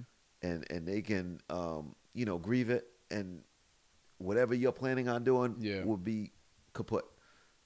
The Sure. difference is teachers unions, and Warwick has one of the most powerful teachers unions. I think it's even more powerful than Providence. Yeah. Yes. So the way their contracts are written Mhm. and structured is very different, and they have a lot of control and a lot of power Wow. that you don't imagine teachers to have. That's Um, crazy. Nah, I wouldn't have even thought that. Yeah, and that's why Because I know there's like a teachers union, but I mean, but just when you're speaking about that, the power that they actually have and Oh, what yeah. the things that they Oh, can yeah. actually make There's a- happen and there's a- move is one of the questions that's asked is, okay, if you got a shitty teacher, why can't you just fire that teacher? Because that teacher is protected by the union. yeah, for sure. And there's a whole big process that you have to go through. And even after you go through that process, and the teacher could be the shittiest teacher ever, that teacher's still probably not going to get fired. It probably just gets shuffled to another school. Yeah. In regards to salaries, there's tons of teachers who make more than administrators. And you think of any other, I challenge you to think of any other company, corporation, or entity where the employees, so to speak, make more than the CEOs. Yeah. 'Cause Because you are essentially a CEO in a sense. in a school structure, Yeah. the administration is supposed to be the CEOs because you're calling all the shots. Yeah, yeah. And then you have the employees who are the teachers, who are the actual the workers. Yeah, yeah. And then you have and in that system, you have a lot of teachers who make more than administrators. Yeah. Where else does that happen at?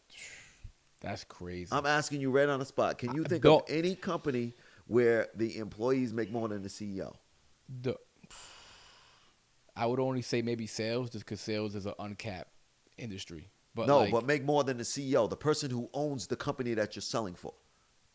oh, that is true. You're right. You're right. Nah, I don't know.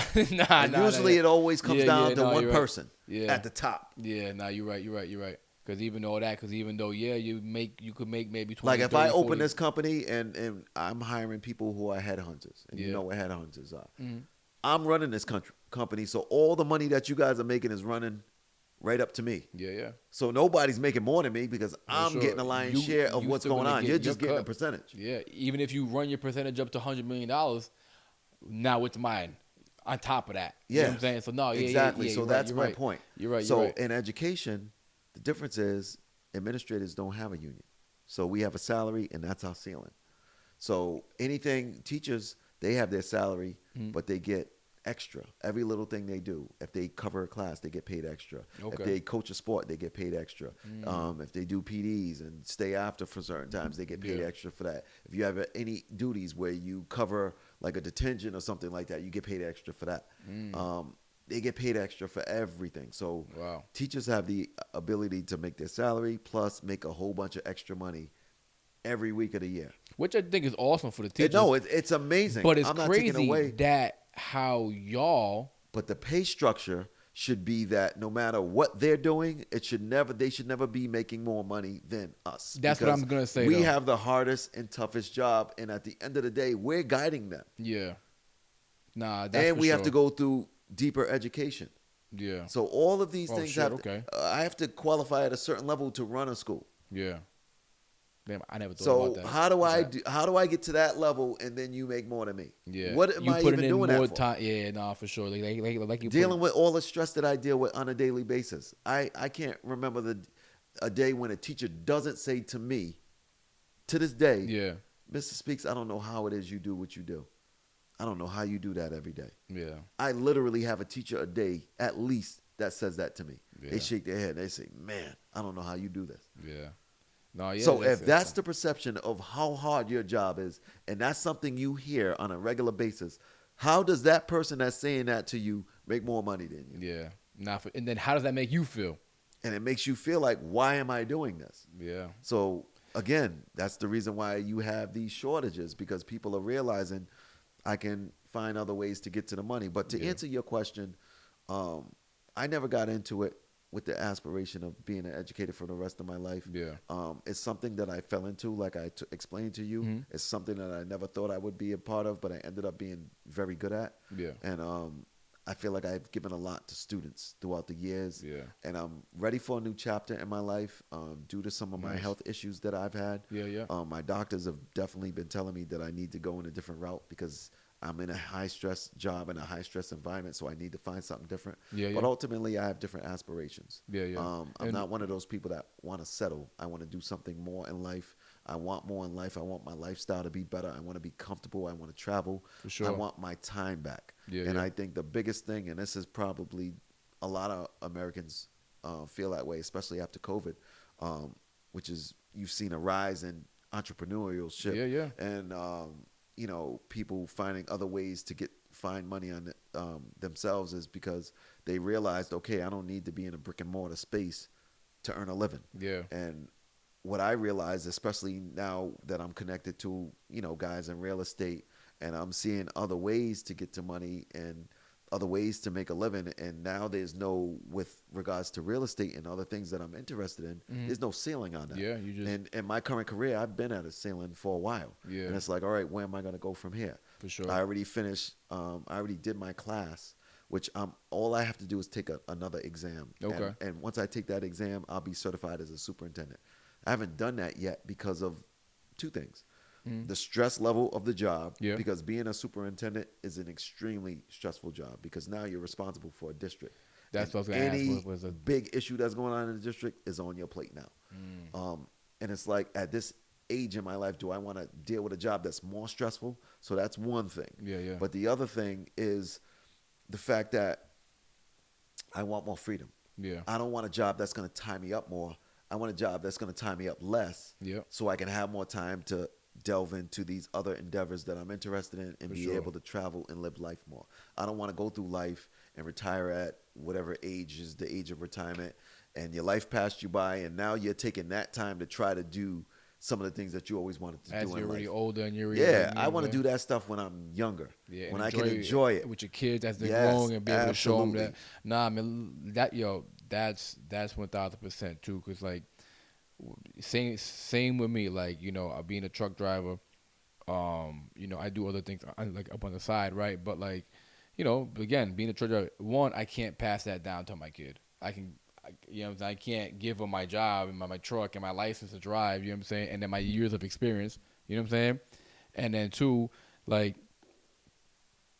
yes, you get raises, right? Every year they go through, because especially where I'm at, I'm part of like a union there too. So it's like, you go through with the contract and shit like that. But at some point, it's never going to be where you truly want it. And then what I always told myself too is like, if I can make an X amount of dollars, like I don't have to be this crazy, crazy wealthy person. Oh, that would be awesome. That doesn't mean I wouldn't try to strive for that. But if I can, like, change what I'm doing now and still make at least that or close to that, but have more time, I would 1,000% do that.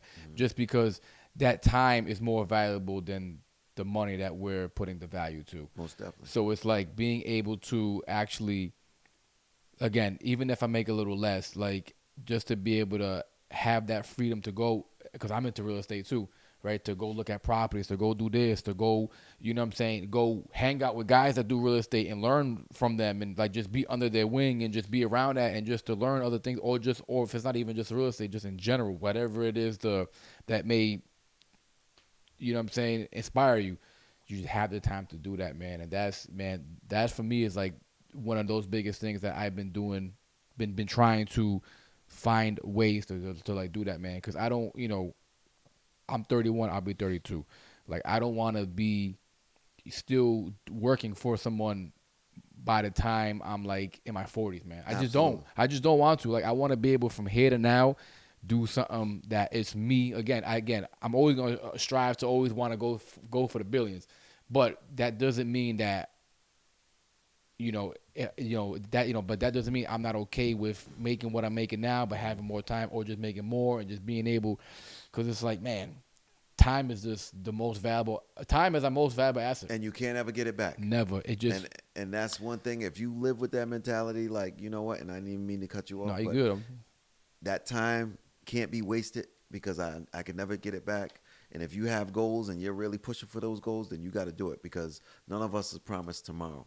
And some people say that, life is long, don't worry about it. You make all these long-term goals and plans, and that's all well and good, but you got to have some short-term goals and plans, because we're not guaranteed. Fuck a 5-year plan, a 6-month plan. Yeah, I You know didn't what I'm think saying? I would have some of the health ailments that I had.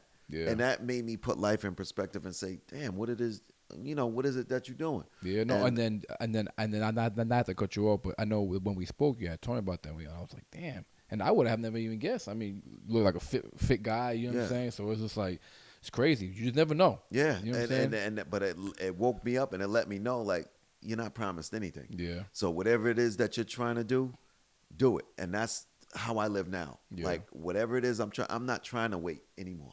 Yeah. I'm trying to really get to whatever it is that I'm doing. If I'm interested in doing something, I'm trying to figure out how to make those moves and do it now. Yeah. Because I may not be here tomorrow. Nah, that's a fact. So I know you said that for the real estate, is that something that is that kind of like the big thing that you would like to transition from? Yeah, administration ultimately, into real I estate? want to own. Well, real estate investor, not an agent. Yeah, I want to own multi-units. Yeah. Eventually get to owning communities, but I want to start off, on a smaller scale, owning multi-units, and then gradually build that up. For sure. But create a situation where I have enough residual income where I'm not gonna have to worry about money for anything. Yep. I'm able to take care of people and help people with housing. Mm-hmm. So even when I do come up, have housing, a housing situation, I don't really want to have my rents at a height where, like, people can't afford it. Yeah, like, yeah. I want to make it affordable enough. Like, obviously, I want it to be fair enough to, maintain and be along with, the common wage. Yeah. And still make a profit. And make a profit. You know what I'm saying? But at the end of the day, I don't want to fuck nobody over and overcharge, because I feel like a lot of landlords are doing that now, and people can't After even COVID, afford it's to crazy. even rent a place, and that's crazy. That's the thing. I was speaking with like Walt about that too. Like, up on the last part. Like, like renting and buying. It's like if you can't even afford your rent, you can't even afford a mortgage. I mean, I seen this thing going on. It was like in Mass, you have to make, I think, about, because I live in Mass, right? So, but in Mass, I think you needed about like you need to make $114,000 a year in order to like own a home, and that's not even like a crazy home. That's just a basic. Just a basic home. So you're talking about 6 figures a year now. You got it. Which now once you start getting into 6 figures, you are no longer in the middle class. You're in the higher middle class. I would say. No. Don't get this twisted. Low 6 figures is not higher middle class. Well, yes, no, you're right. Because you're right. anything You're under right. 6 figures nowadays is pretty much like poverty. Yes, no, you're right. And you're that's right. because the cost of living hasn't You're caught right. up with the housing. Yeah. And that's why people are so upside down and people can't afford to live, because Yeah. you would think that in a lot of states, especially like when you think about Rhode Island, the housing prices and rents have increased, but the wages haven't increased along with all of I that. know. So you don't have a ton of people out here making 6 figures. You have a lot of people making under 6 figures. Yeah. And nowadays, if you think about it, like, it's so crazy. I used to think $50,000, $60,000 back in the day when I was younger was like a lot of money. And, and adults who were making that kind of money was like, oh my God, you're making such a good living. But you can have a nice home and you can make a good life making $60,000 back in the day. Nowadays, $60,000 is like poverty. Yeah, it is. I wouldn't be able to survive if I made $60,000. Yeah, no, me neither. You know what I'm saying? It's it's especially my lifestyle. Not that it's crazy, but just No, it's just the cost of your house. We got 3 and kids, utilities, and then your responsibilities. You know what I'm saying? Just basics. Yeah, you got you got like you got the car, the rent, the kids. You know what I'm saying? And then just things you want to do with your spouse and just going out and you know what I'm Just saying. basic stuff. This was like just you know what I'm saying. Just and when I say going out, I'm not even talking about like on something crazy. Just going out, just on some regular shit. Yeah. Like yeah, no, it is. I mean, luckily I do make where I'm make pretty good money where I'm at. I'm certainly comfortable, but it's not enough for me though. Yeah. I know it's not, man. I know it's not enough, and it's just one of those things where, like you said too, right? You want to keep going and just just strive for more, man. Because again. But I mean, as far as the for you coming from the school stuff, is there anything maybe in the future you would see maybe if say when the day comes that you become wealthy? We're not gonna say if, but when you become much more wealthy. Now, is there things that you might look back and try to help out in the school systems as Well, I always thought about giving back. Yeah. If I ever, not if I ever, when I become wealthy, When. because I gotta manifest that shit. yeah when When that happens, I plan on giving back in a major way. Yeah. I'm giving back to, my community. Mhm. I definitely want to make sure kids in the hood are straight. And I'm gonna I plan on putting a lot of resources within the community, but also, I'm gonna find other ways to help people, pull people up. I don't want to be a gatekeeper Yeah. and someone who has knowledge and resources and means to do things, and I'm trying to be the one guy and everybody else is below me. Yeah. I want to try to pull people up For with sure. me, and I think it'd be more beneficial to have 20 of us at the same level as Yep. opposed to just one of us at the top and then everybody scrounging. Yeah. You realize There's enough why- money to go around, man. yeah, but people act like there's not, and when you think about one of the biggest thing that people especially in the hood die over is over money. Yeah. And there's the biggest amount of dissension and deceit because of money. For sure. And if you give people the resources and you have resources and you treat the people around you right, you don't have any of those worries or issues. You don't have to worry about someone snaking you. You don't Yeah. have to worry about someone stabbing you in the back or backdooring you in any ways because you're taking care of them. Yeah. And you're helping them. But when you're the one person who's eating and everybody else is starving, you got to expect the sharks to bite you. For sure. So For sure. that's what it is. Yo, Al, on that note, brother, we're going to end it here, man. I appreciate you. I No appreciate doubt. your time, man. Yo, like your insight on the education system and just life in general, man. You know what I'm saying? Very dope to hear from you. Man, I had a great time with this conversation. You know what I'm saying? Thank you. I did as well. You know what I'm saying? I don't see it as an interview. For me, we just having a conversation and just Absolutely. really just getting to know each other more and just having other people just to learn more too and just, with the knowledge you have, man. And, yo, you dropped a lot. You know what I'm saying? And just, you know what I'm saying? The things you were talking about in the school system, dude, it was just like, I was like, damn. Said a lot of things, man. You know what I'm saying? Yes, A lot of dope stuff, a lot of educational things, man. That I think that the people would certainly like to hear. So again, man, I appreciate you, bro. And I appreciate you more. You know what I'm saying? Word, man. Yo, for real, man.